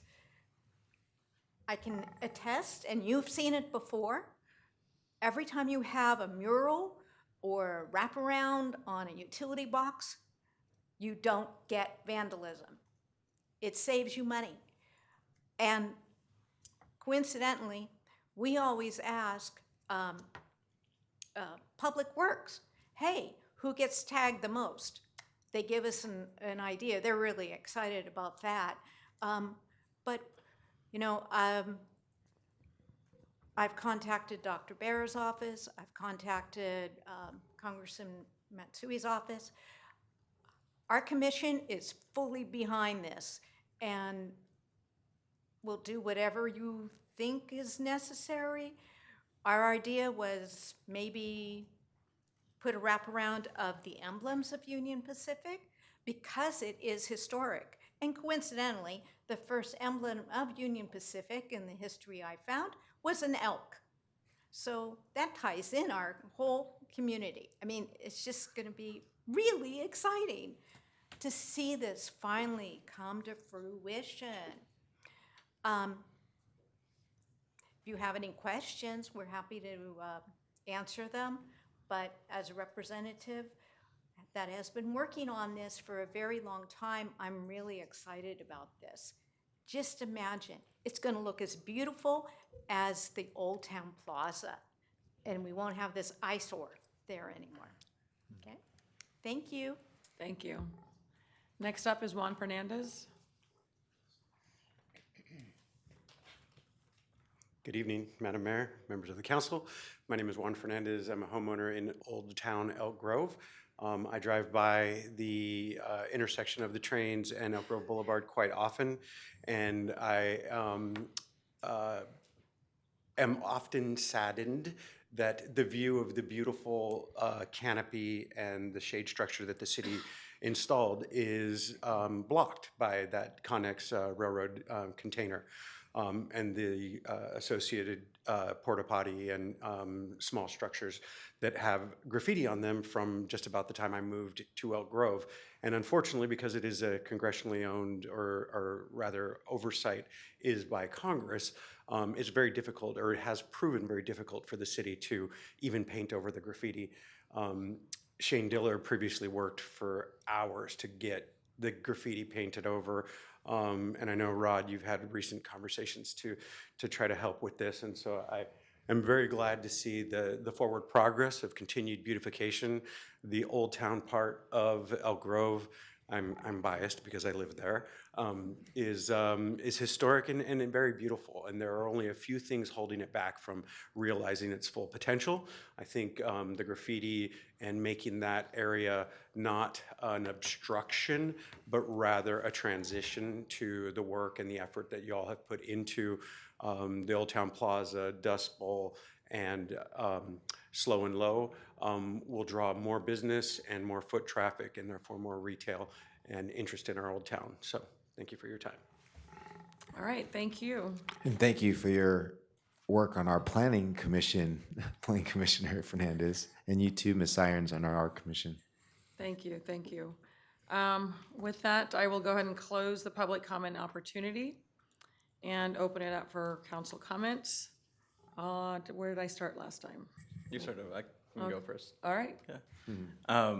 Pretty excited to see the Connex getting fixed. I know that from my day job, I was reached from the congressman's side too. So excited that this is now moving forward. So thank you for that. Aaron, I did have a question because you did talk about TikTok, Instagram, Facebook, you know. Are we doing any Reels by any chance?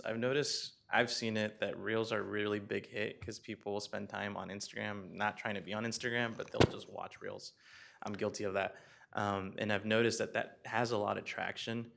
For whatever reason, it's either the hashtags. There was a Explore Elk Grove. I think I got over 5,000 views on it. And people individually messaged me and were like, why didn't we hear about this? And it's nothing to do with the advertising. It's just that they just didn't see it until someone made a reel about it and over talking. Are we doing something like that? Yeah, there will be reels. There will Okay. be a lot more social media presence, not only on Explore Elk Grove promoting Main Street and historic Elk Grove, but also on its own platform that we're planning to create out of Main Street Elk Grove. So there'll be a lot more fun and vibrant, youthful things on TikTok and Instagram and Facebook. There's also some ideas out there for Pinterest. Okay, I'm curious. So, if at least the way I'm visualize attraction and bringing folks in hospitality, I love the work that's going on already. There's a new restaurant that just opened up in your side in your district, Pig Latin, right? And I've seen so many.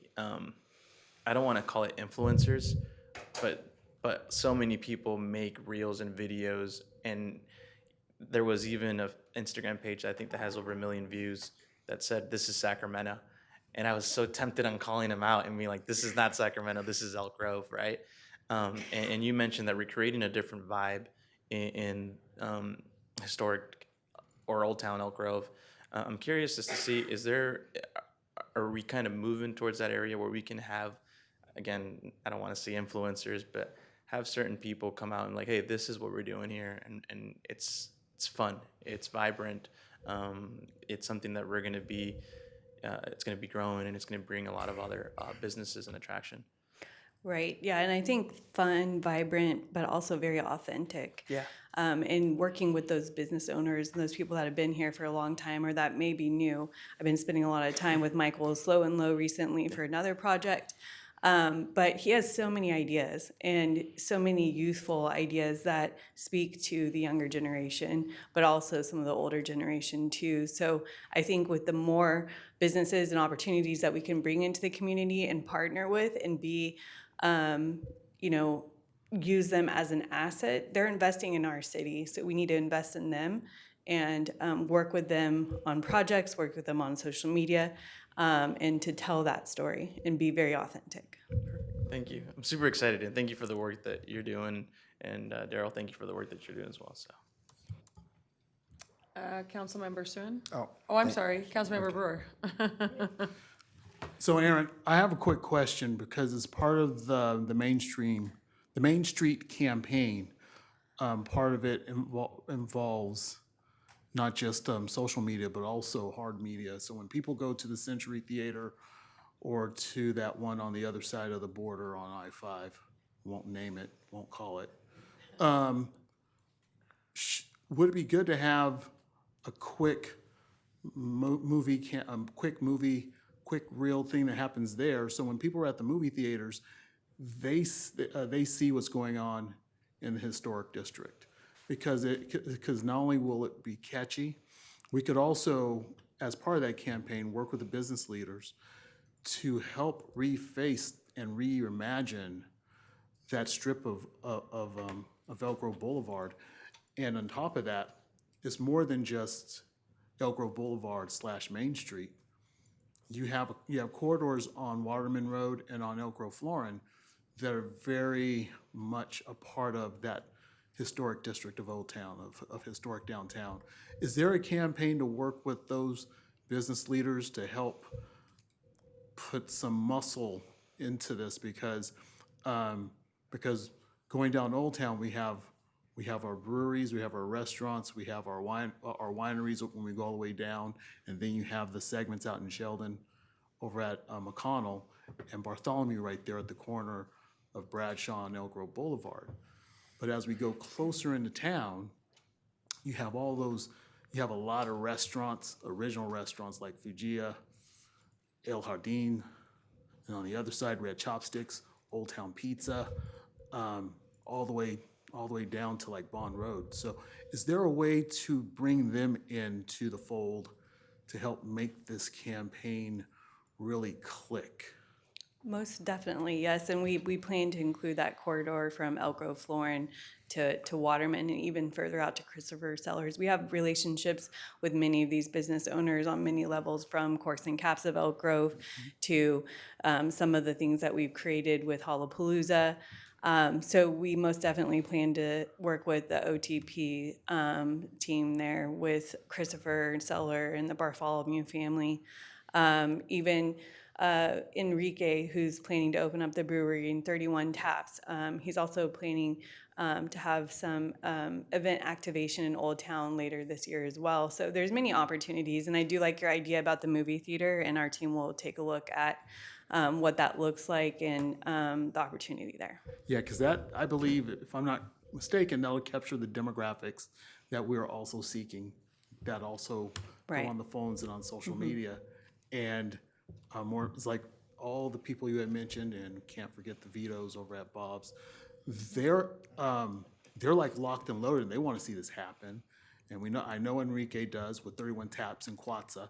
And then you have the OTP gang. They just reopened the Wrangler / Club Why Not, but they're going to have the Prost Hall right in the heart of all that. Right. And so when you have that, plus the retailers, bringing in new retailers, Trendy is there. You have another boutique store across the way, and bringing in more cool boutique shops that will attract people to come in and buy really cool clothes. It makes a more well-rounded experience, and it's really exciting because when you have all the retail that is there, that makes this nice little federation of retailers.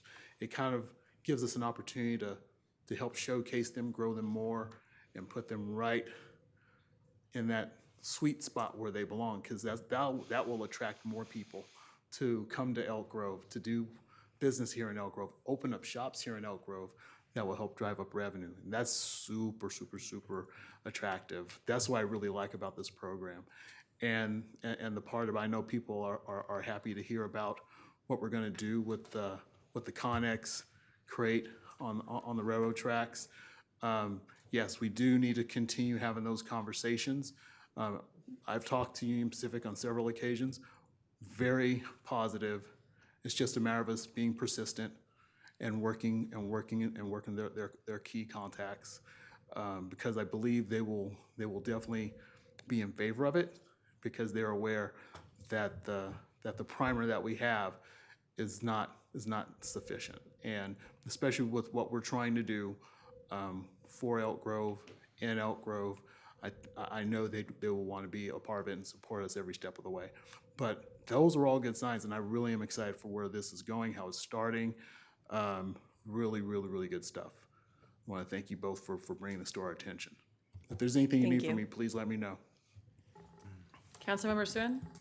Thank you, Mayor, and thanks, Aaron, for your presentation. I bottom line up front, old Army Corps term, I'm excited about this too. And as my colleagues were speaking and we were hearing your presentation, it was a little point of reflection for me. I'm just so excited at where we're at because,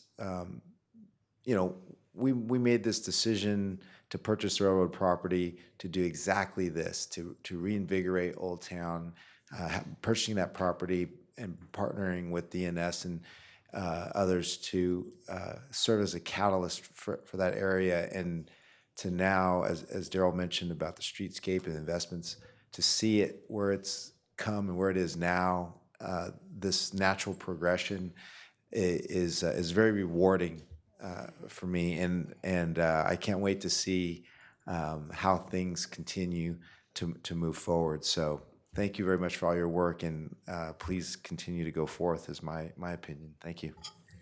Vice Mayor? Thank you. So just a couple quick comments. I'm old enough to remember when historic Elk Grove or the Old Town Plaza was actually an active sand and gravel yard, right? We'd actually go and get sand and gravel there back in the 70s, right? So yes, I'm sure I got some snickers down here about my age, but being the oldest guy in the room, likely, I can tell you that historic Elk Grove, you've come a long way, baby. Got a lot further to go, but it's looking good. And thanks for this. I think it's going to keep moving us forward. So thank you. Thank you. Thank you to my colleagues. Excellent comments. Thank you, Darrell and Aaron. Great presentation, great update. As a statewide commissioner for Visit California, I know firsthand the importance of brand awareness and destination marketing and what that does to drive travel and tourism to a locale. Our historic district has the potential of being sort of the gas lamp for our region. And it's intentional. We're starting that work. That's a great vision, gas Right? lamp for the gas lamp for here, and it's intentional. We're seeing that revitalization, that buzz, that it factor of like, wow, let's go to Old Town, look at all these great restaurants and boutiques, and so the more of those kinds of opportunities we create, we will transform what was once really sort of a dying area of our community that's been struggling, and it's great to see, life beyond nail salons. Because we've had our share of nail salons and have our share of nail salons out there. And no disrespect to nail salons, thank you for all that you do. Right. But it's great to have diversity in the business community of meeting our other needs. But I know, when you talk to families, just a variety of dining options is always great, entertainment, family-friendly events and things like that. So I appreciate the partnership, great work that everyone is doing. I do want to, our city manager mentioned, during your report about the farmer's market. And, so here we're reinvigorating this area, and we're possibly, we're losing, vendors. So to balance that, maybe it's not the right location. I know the Neighborhood Market does very well. So, hopefully we haven't given up on having a farmer's market. Maybe it's, more intentional in terms of how we market and bring those vendors and make that something that people want to come to. So I'm sure, I believe I understood that this wasn't the end, it's just for now.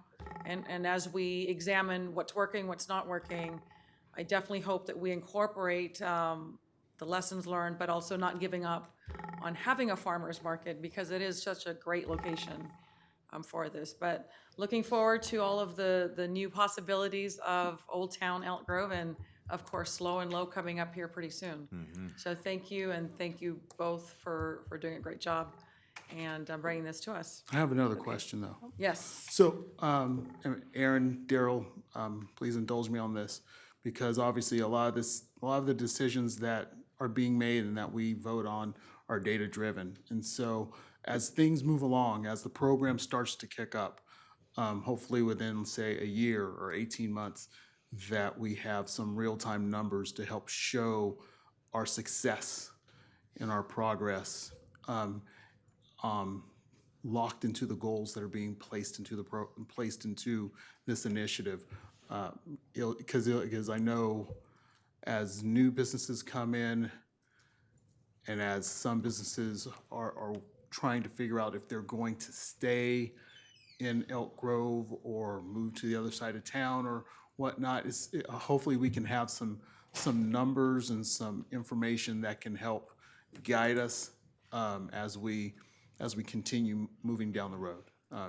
Because obviously analytics definitely helps in our weighing of how we view success, and so hopefully we can integrate some of that into this initiative as it starts to move and continues to move. Most definitely, yes. After the 6-month campaign, we'll have a complete comprehensive report with that data and the analytics. And as we're moving forward month to month, we'll continue to see what's working, what's not working, how we can best strategize so that it is a complete success. Yep. And if you need any assistance as a commissioner through Visit California, let me know. And certainly willing to help leverage any relationship to help grow this program. Most definitely. Thank you. All right, moving on to our next item, 9.3. That's to receive a presentation on a potential city entry identification program, provide direction on preferred design options, and consider a resolution implementing the program.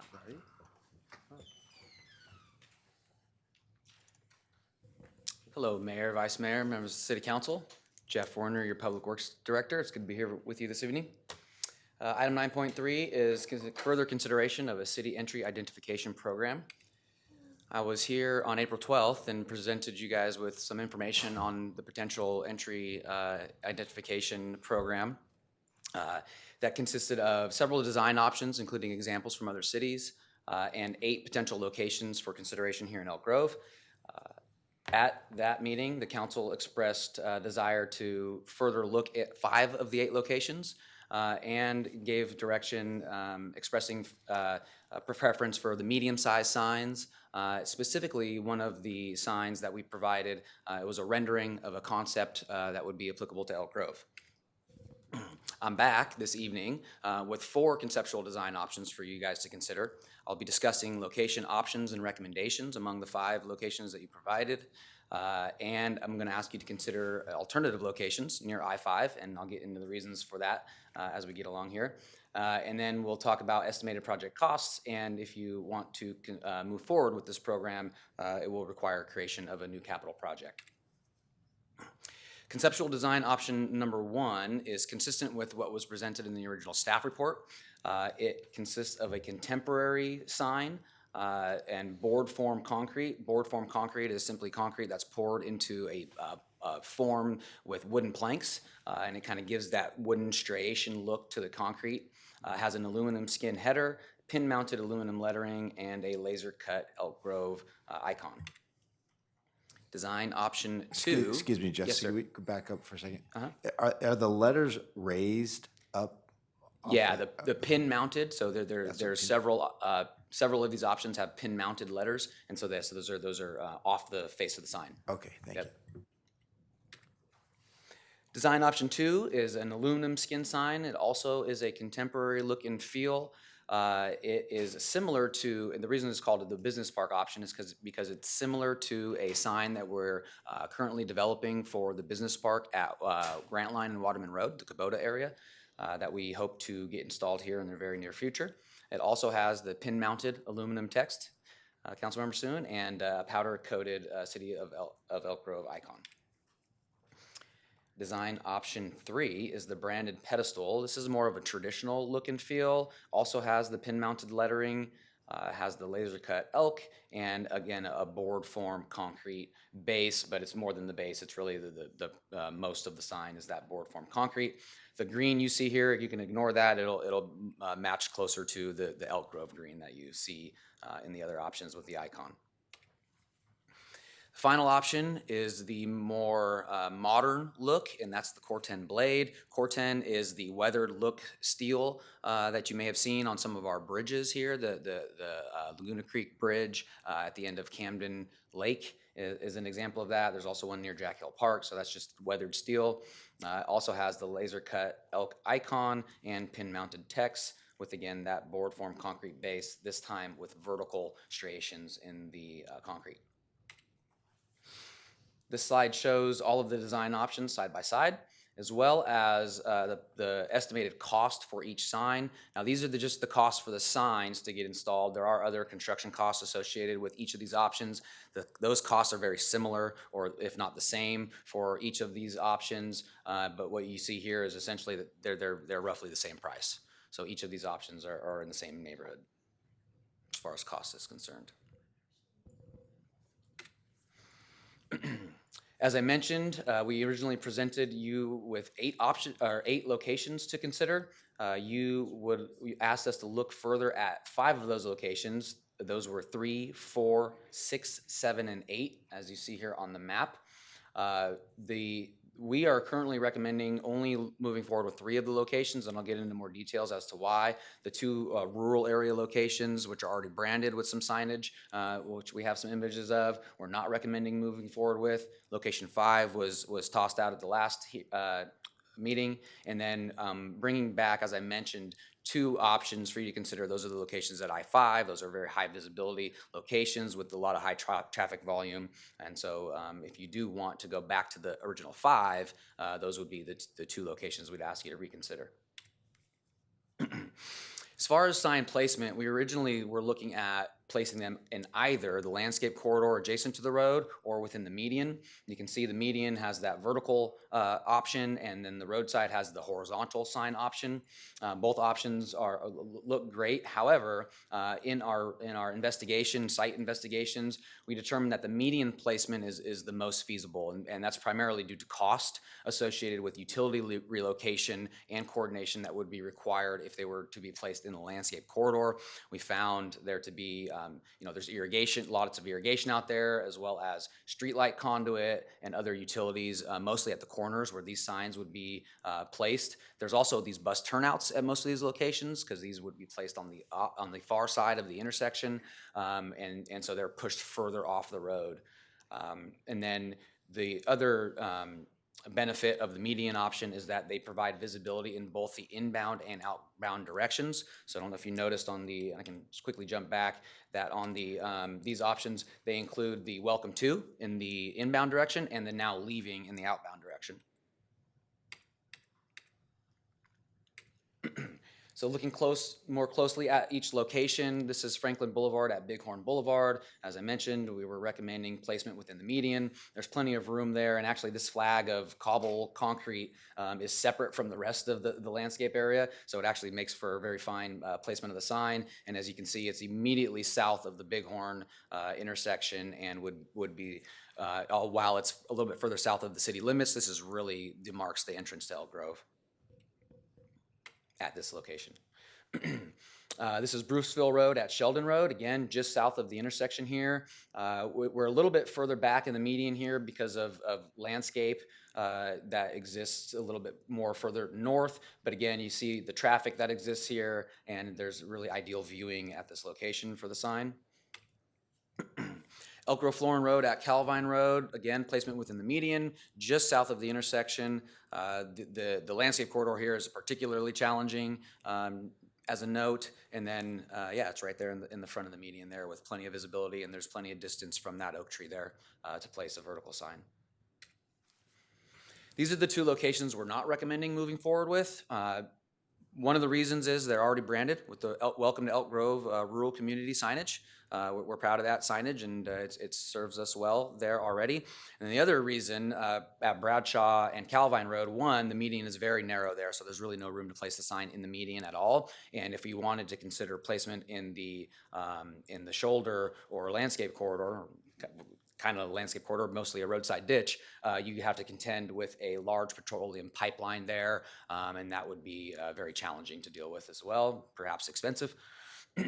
Grantland Road at Calvine Road, similarly branded with the Welcome to Elk Grove Rural Community sign, and also no median, and then you can see there, it's really just a roadside ditch, and if you wanted to consider placing it behind the roadside ditch, that would require a right-of-way acquisition, which would again add cost to the program.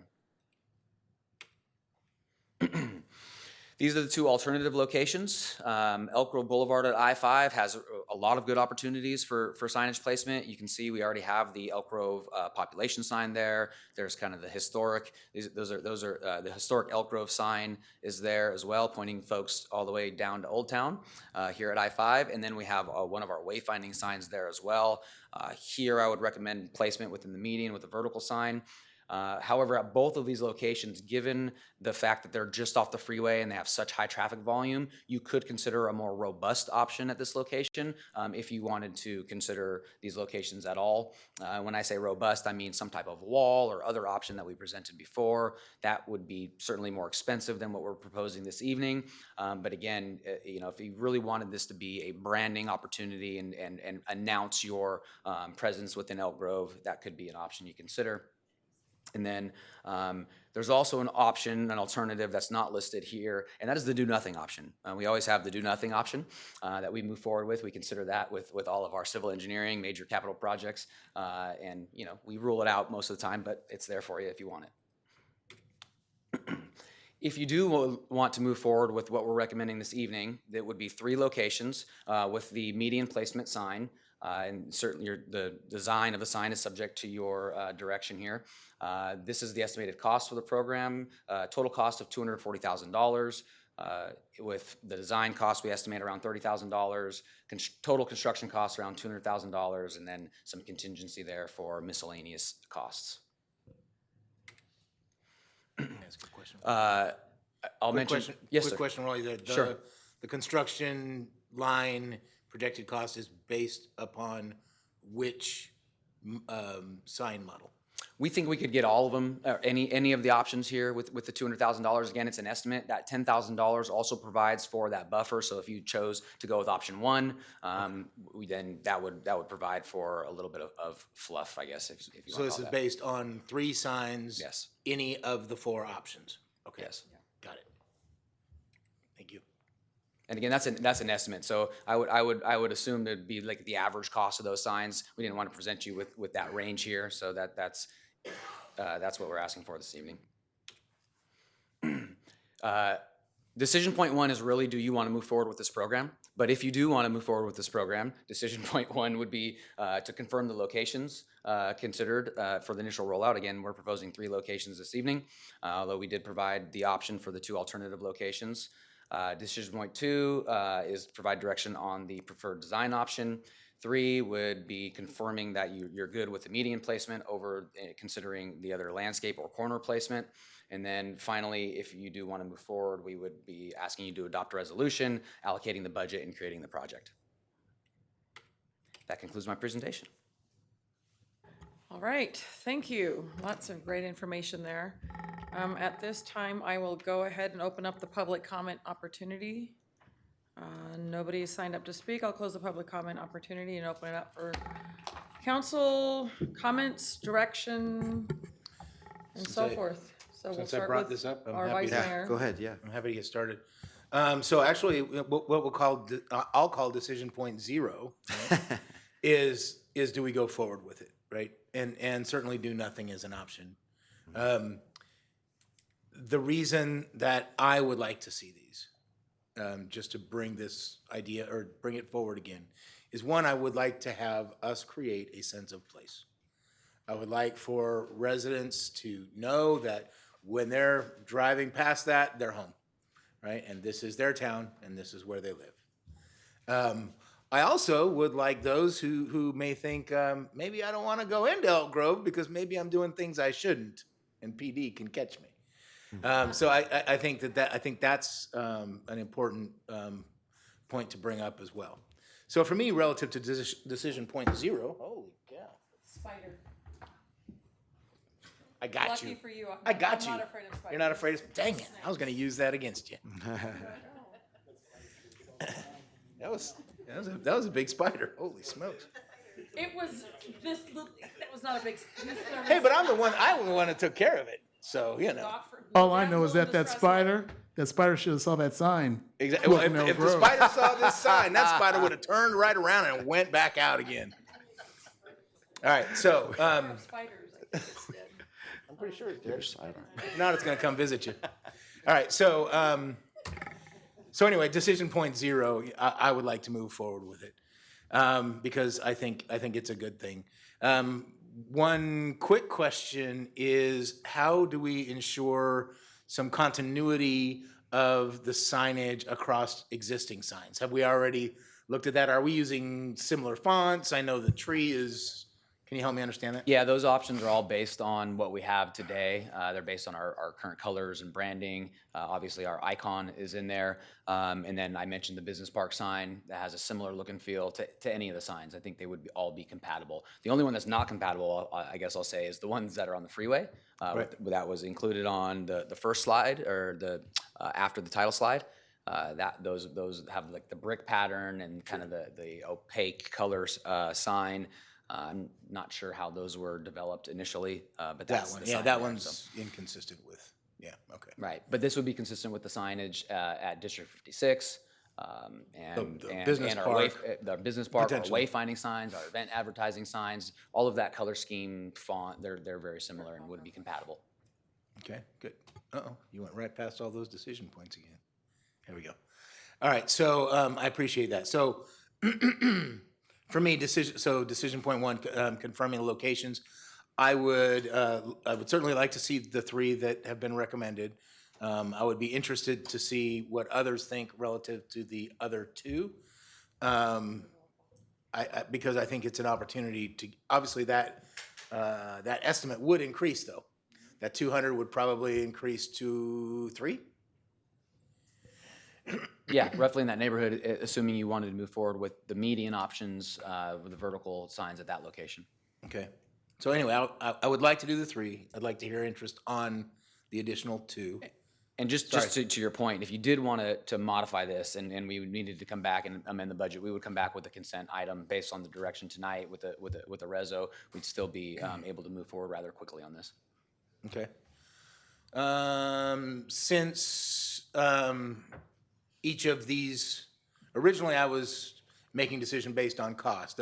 I really like the option 2, but it was the most expensive. However, understanding that that's kind of averaged into your estimate, as you've told me, I would like to see that consistent with the business park down on Grant Line that's getting put in, right? Do I have that right? That option 2, is that consistent, right? Yeah, it has that aluminum skin going over it. Right. Oh, the other question I had was, is either material more resistant to tagging, or is one of them preferable for cleaning tagging? Because here's the reality: they're going to get tagged. Just unless we wrap it, we can wrap it anyway. Yeah, but I'm not well versed in cleaning graffiti myself, but I would imagine the aluminum is probably more resistant or easy to clean. There are products you can apply to concrete as well as other metals that kind of are graffiti resistant, but they're not graffiti proof, certainly. Right. Sure. I mean, I'm just guessing. I'm certainly no expert in the paint removal, but I would believe that the aluminum would be likely easier to clean than a concrete product. But so with that, anyway, decision point 3, I would prefer option 2. The others look nice, but one of them kind of looked like a USB stick, and I couldn't go with that. So, median placement over corner and landscape easement. I think for me that's an easy one. It's a median placement that I would be interested in. And then, decision point, adopt a resolution, but that's for later conversation, right? So are you advocating for 3 and possibly 5? I'm advocating for 3. I would be supportive of 5 if there is interest. I would prefer option 2 in the median. Okay, can we pull up at least what those look like, the graphics of all 4? Yeah. Okay. Yes, unless the council needs some of those other decision There you 1, go. 2, 3, and 4. Got them right there. No. Yeah, so this is helpful. So option 2 was what I had, and I'm not 100% have to have it that way. I'm open to, other suggestions. I'm just stating that that's my initial preference. Yeah, I mean, these are gonna be very subjective in Yeah. terms of what we like, it's preference. I know. Okay, your thoughts, Councilmember Suen? Okay. Yeah, I'm a yes for the reasons that Vice Mayor mentioned. I'm a yes on the 3 locations. I'm also kind of curious about the other 2, only because to me, intuitively, if you're exiting the freeway, you're coming into Elk Grove, especially Elk Grove Boulevard. But I could be wrong. People still think Delta Shores is Elk Grove, so maybe. Yeah. So I mean, I guess I could go either way on that. So I'll leave that open to see what others say. And then as far as the design options, I actually liked 1 and 4 grew on me because I'm envisioning like the solar lighting, and on that, is it like a copper type of, what is that? It's What is it, weathered Joe? steel. Weathered steel. I mean, I Like think rusted steel. Yeah, I think that would Has a kind of look patina. pretty right, especially at nighttime. I think that would really look nice. So I'd say I like option 4, and then I see what you're saying, Vice like a Mayor, USB about stick. a USB stick. Yeah. But what I liked about it was the Elk Grove is more prominent. So if you look at the vertical version of option 2, you kind of lose that space because you have the what do you call that again? The aluminum skin, yeah, taking up most of the space. Either one, the leaving and welcome to, I think, gets lost when you're driving by. I don't know that you're gonna be able to see either one, but I'll note that we can adjust these font sizes. Oh, And okay. they'll be optimized. These are conceptual renderings. Okay. So we can certainly adjust that. yeah, then I would definitely suggest that on whatever one we choose for the leaving and welcome to. But yeah, I still say because of the skin, the one you have more, Elk Grove is more prominent. But again, I think, as I'm saying this out loud, I think I lean a little more to 4 being my first choice, 1 being my second, 2 being my third. I just don't like number 3 that much myself. And then median, I also agree, median is the best location as well. So we have consensus on definitely 3, so moving forward, to answer the first question. Right. 3, possibly 5. And a difference on between 2 and 4. I'm just keeping tabs. Yeah, 4 is acceptable. Yeah. I'm not opposed to 4. So Councilmember Brewer. Okay, fair enough. I'm definitely in favor of doing like 5 sites. The 3 is definitely solid in the right places. And what really intrigued me about going to 5 is the potential of having entry points at Laguna Boulevard and I-5 and Elk Grove Boulevard and I-5. Because as people come in, and until any new entry or exits happen on the I-5 vein, those are like the first and last things you want to see coming into town. So that was really nice. And Highway 99 with those 2 benchmarks already there kind of like takes us away from putting something there, because who knows how much it would cost to remove and replace. And so that's my only little sticking point, but I like the idea of 5. And with the options, it's funny because at first I really liked 3, but the only problem is there's not enough font size on the tombstone, but on the pillar, it's like perfect. And then you have 1 and 2, as Vice Mayor Spees calls the USB stick. And then option 2, on paper, it looks good. And on the screen, it looks like a vape pen.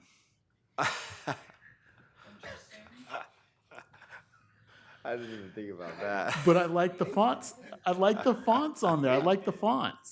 It's modern. It's clean. But you know what?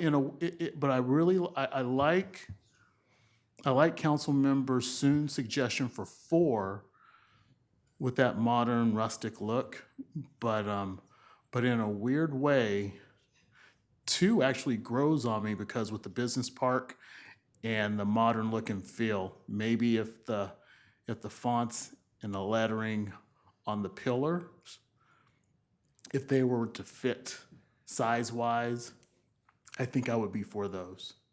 But yeah, it's like it would be a good marriage between the pillar on 3 and having the font size fitting for 2. But the tombstone for 3 is just, there's too much green in between the tree and the elk logo. But I like 2. I really do. Where were you at 4? I'm just curious. 4, I liked it, but I think this would be, if we had something like this at District 56, it'd be perfect. If we had it for Project Elevate, it'd be beautiful. But I think as you come into town, it feels like something like 2 really gives you a sense of that you're coming into Elk Grove. 4 is the least like our other signage throughout the city. Which one's the most? 1 and 2. 1 and 2. Mm-hmm. 3 is again more traditional, and so I think our wayfinding signs and our event advertising signs, which are very similar to each other, they were actually modeled exactly. The event advertising signs were modeled after the wayfinding signs. Well, just curious, where's 1 and 2? I mean, other than you're saying the business park over on the east side of town? 2 is going to look like the business park, and Daryl, can you confirm that? I think you've seen the latest on the business park sign. Would you say that 2 looks most like the business park sign? That's way on the east side, though, right? It is. Yeah, correct. I don't know. I don't know why that matters then. Yeah. But just from having the gray, and again, the material matters here too, right? The aluminum, if that's something that we desire to be a little bit more resilient, perhaps. Because just in thinking about graffiti coverage, the way we cover graffiti on concrete is we paint over it. Mm-hmm. But the 4 what would be the most resistant? It perhaps. I don't recall seeing a ton of graffiti on our bridges. I think they can come off pretty readily with the weathered steel. Mm-hmm. Okay, so you're in favor of 5 and you like 2 and 4? Yeah. Okay. Councilmember Robles.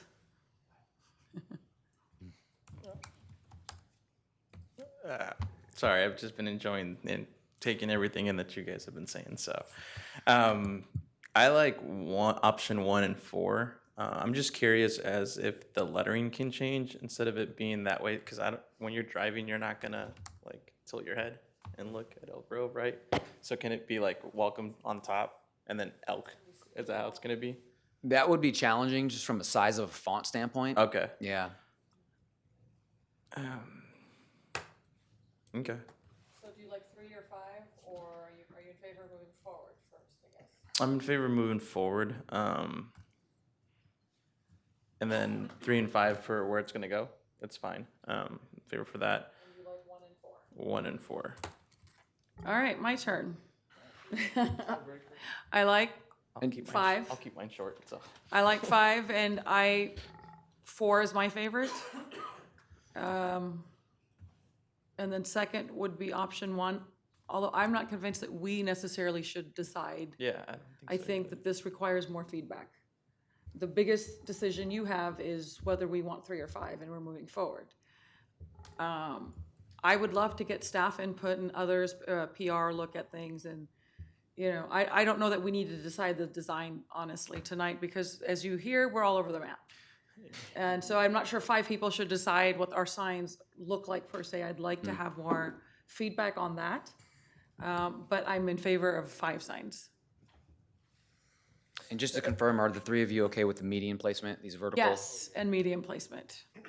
And I'm okay with the 5, and I will certainly, tell you that I probably am not the person to choose designs anyway, because I notoriously have bad decisions relative to that. I do So I'm- too, I'm but certainly since the mayor agrees with me, I'm So I'm more confident.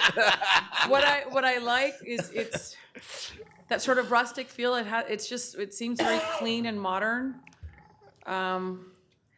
2 to me looks like a logo, not so much a sign. I don't know. I get weird feelings about 2. I agree. Mayor, if I could, no problem getting more input, but it sounds like at least we have a majority for 1 and 4, so at least we can narrow down. On the the- 2? Yeah. Are those the strongest? 1 and 4. Vice Mayor, how are you feeling? I will always see a USB when I see option 1. I'm sorry. Maybe there's something we can play with there. I don't know. But the thing of it is, I can't. None other than 3, I could certainly live with 1, 2, or 4. Folks in the crowd. My preference 1 would be and 4? option 2, but I'm not the person that you want to. Yeah, I like Have 3. make this I don't decision. like 3 at all. I 1, think that's just 1. not a good sign. I think we're all in agreement there. Do you need direction Go on 4, I what hear kind of 4, sign? Judy says 4. How See, 4 is. about our future Eagle Scout? What do you like? He likes 1. He likes 1.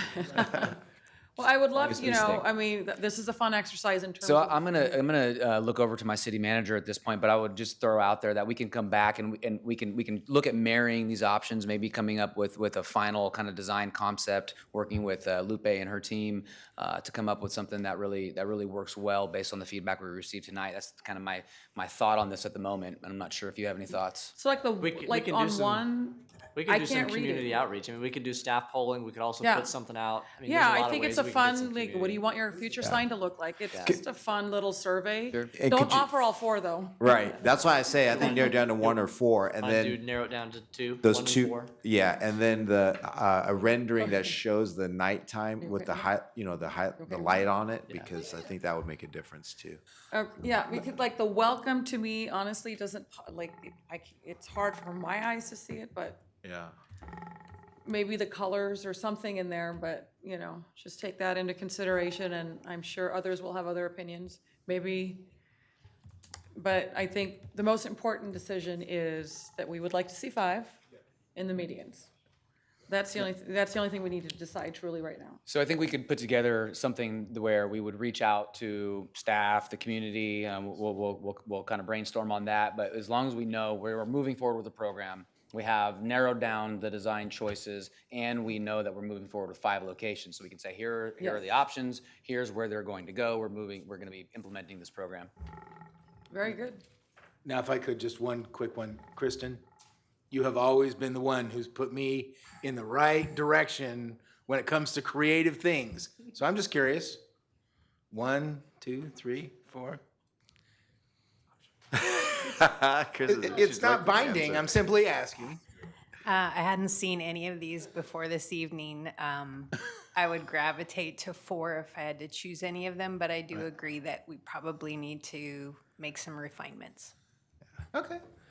Cool. And having said that, to my colleagues, the District 56 naming thing, we went out to the public. No, well, you know what? It didn't even matter, because we went out to the public, and it was very like a survey thing. It did not get us any closer, so I would just forewarn you at that. So you could get 50% each way. Sure. Yeah, let's kick it around the creative folks in the city. Want to keep it internal for now? Keep Just- it internal. Yeah. And if we. Kristen typically has her thumb on what would be right, so. Okay. Anyway. Let Not that Kristen I'm trying to decide. make that, you need to do that or anything. Kristen and Judy, you two decide. Well, they both agree on 4. There They you- both well, agree then, on 4. you know, I Don't mean- ask any engineers. I'm What? just telling you. I said 4. Saying that. All right, so I will need a motion, not to just cut our conversation, but we're Wait. getting late in the evening. Motion to do 5 locations, sign options 1 or 4 with some slight variations to font size Median placement. I don't think we need a motion, do we? in the median. Yeah, it's just really the augmenting the fiscal. Okay, there you go. Okay. Move that. We have a Second that. motion, do I have a second? Second that. What's the motion? The motion is a resolution? No, did you Adopt need a motion to the resolution. resolution? Oh, Yeah, motion to there's adopt the a budget resolution. resolution. Yeah. That's Sorry. the main action for this Yeah, item. Yes. Right, sorry. I would recommend- locations, we need to increase the budget for that. I would recommend not moving forward with the resolution at this point and just coming Okay. back, because if we change the design option, things It could may change. change the cost? We, like I said, we would come back with a consent item. It would be a full staff report. You would see what we ended Okay. up with, and then it would have the consideration for the budget and creating the project Alright. at that time. And you have council direction. We have enough which is the most direction. I important. don't think we need a motion or a reso at this point. All right, sounds good. Okay, City great. attorney says okay? We're good. We're good. All right, thank you. Onward. Last item, item number 10, council reports. I'll start to the right. Any reports, Councilmember Robles? We received the budget analysis for National Sand, and we'll be reporting in the coming future on that. And then there will be some increases, but they also talked about ways to have some rebates on that as well. So that'll be coming up in the near future. Okay. Councilmember Brewer, any reports? Earlier this week, the Sacramento Public Library, JPA met for 2 quick items to adopt, but they were mostly pertaining to the Sacramento Library and improvements for them. That was pretty much it. Our meeting lasted roughly 30 minutes. Thank you. But it was nice and quick. And then earlier today, you and I met with the zoo subcommittee to look at the floor plans and talk about next steps in terms of research and looking at other zoos, specifically the Fresno Zoo, to get a good feel for how we're going to develop our zoo. And then we also talked about the naming rights and also looking at the financing of the zoo as well. Pretty good conversation. Definitely have marching orders to go out and make some good success over the next few months. Okay. Councilmember Suen. All right, thank you, Mayor. When was it? I think it was yesterday, we had a meeting of the Affordable Housing Committees, and we increased funding award for the Cornerstone Affordable Housing Project on Bruceville Road. And today, as Councilmember Robles mentioned, we had the Sanitation District meeting. Tomorrow, there's a SACOG board meeting. And then Friday, there's a SACOG Blueprint event. I think it's the first one at the Folsom Community Center on 52 Natoma Street in Folsom from 8:30 till noon. The Blueprint, if those aren't familiar, this is how we're going to grow as a region. It's the Blueprint 2025, I think it was, but it's the next iteration of it. So it's a pretty intense, long effort, and so this will be one of the first community events for that. Thank you. Thank you, Vice Mayor.